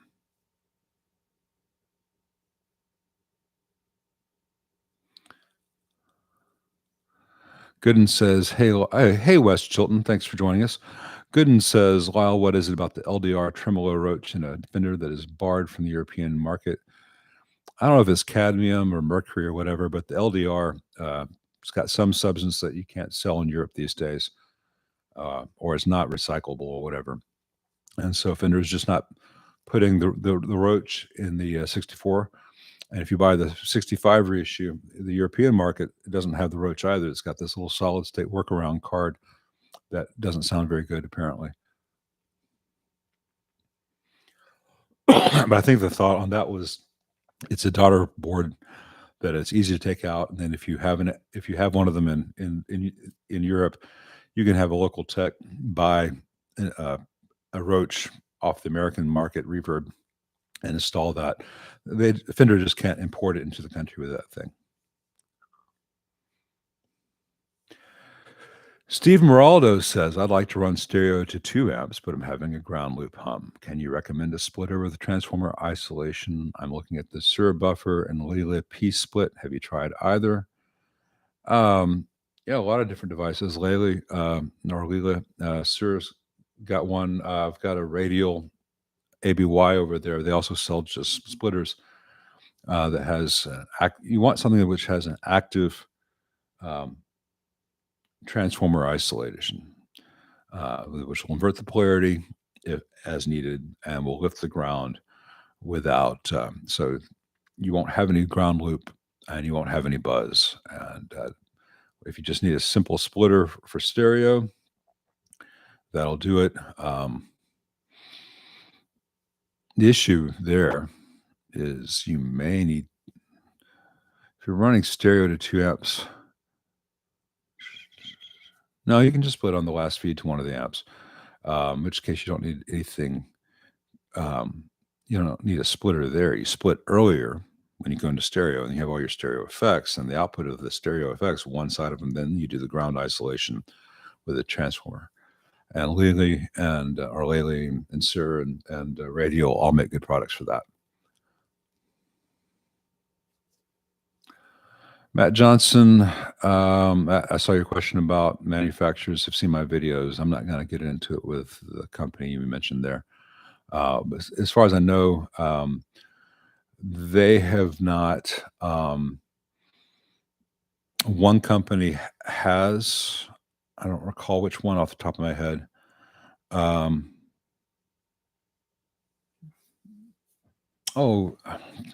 It wasn't that long ago. It was one where I figured out it was a really good amp. I don't remember what it was. And the boost switch that they had popped because at the moment of boosting, a grid of a tube had no reference. And I just put a 10 meg resistor from that to ground and depopped it. And I let the company know, and they're incorporating that in future apps. But that's nothing major, nothing for me to get big-headed about.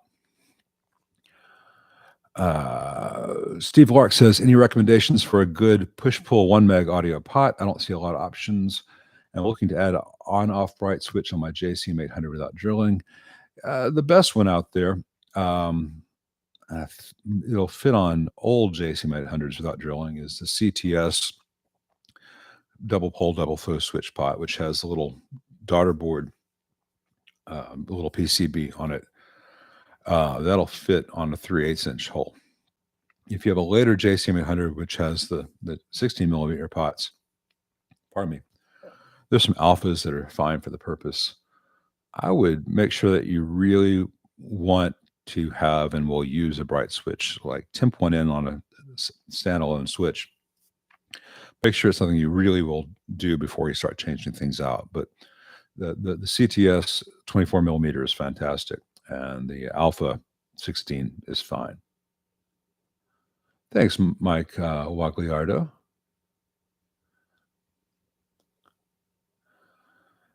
Mr. says, question, I have a Deluxe reverb reissue and it picks up radio interference when I turn up the reverb. How can I fix that? I had 2 other new DRIs before this one and they had the same problem. Well, you've got, is it AM or FM?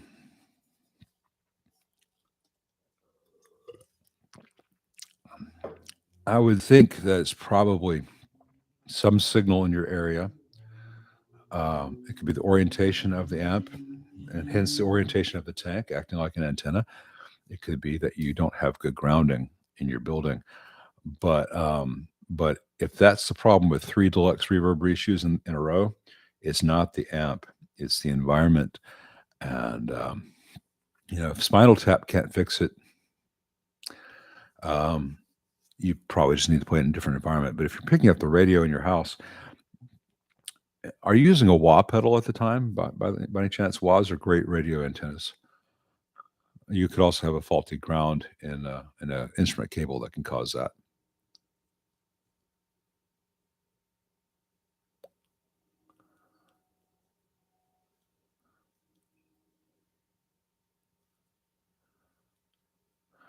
Chris Butler says, I am directly opposite Pete Thorne's Sunday live stream. He's literally listening to both. Wow.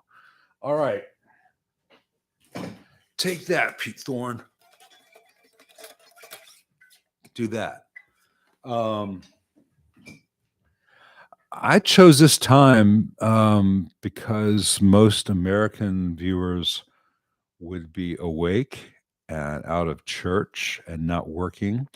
And a lot of European viewers would be able to see it because it's not so late. When I've done later in the day, then European viewers, it's too late. If I do it this time of day during a weekday, most Americans are at work. It's hard to find the perfect slot. And I wasn't intentionally competing with Pete Thorne. So anyone who's here Thank you very much. I'll probably play around with it. I've done some on Saturdays, some on Sundays. So I've done some on weekday nights. But I can't plan my life around what other channels are doing. And yeah, it's not too early for some Australians, and I'm grateful to have people from all over the world interested in this. But it's hard to find a day and a time when everyone can kind of be here. So I don't know. I'll think about it. I'm just not sure whether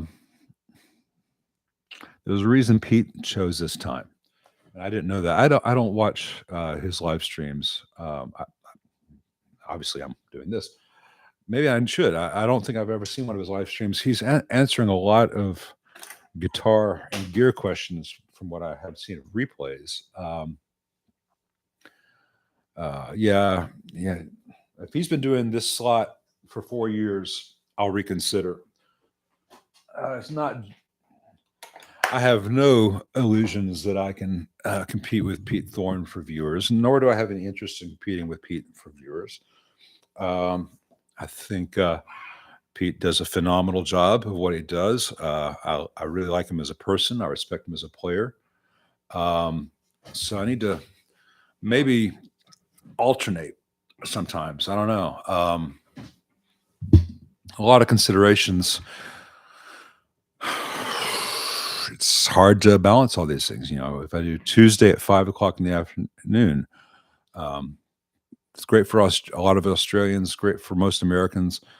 It just cuts off entire chunks of the world, Europe, Africa. Just what can I do? So,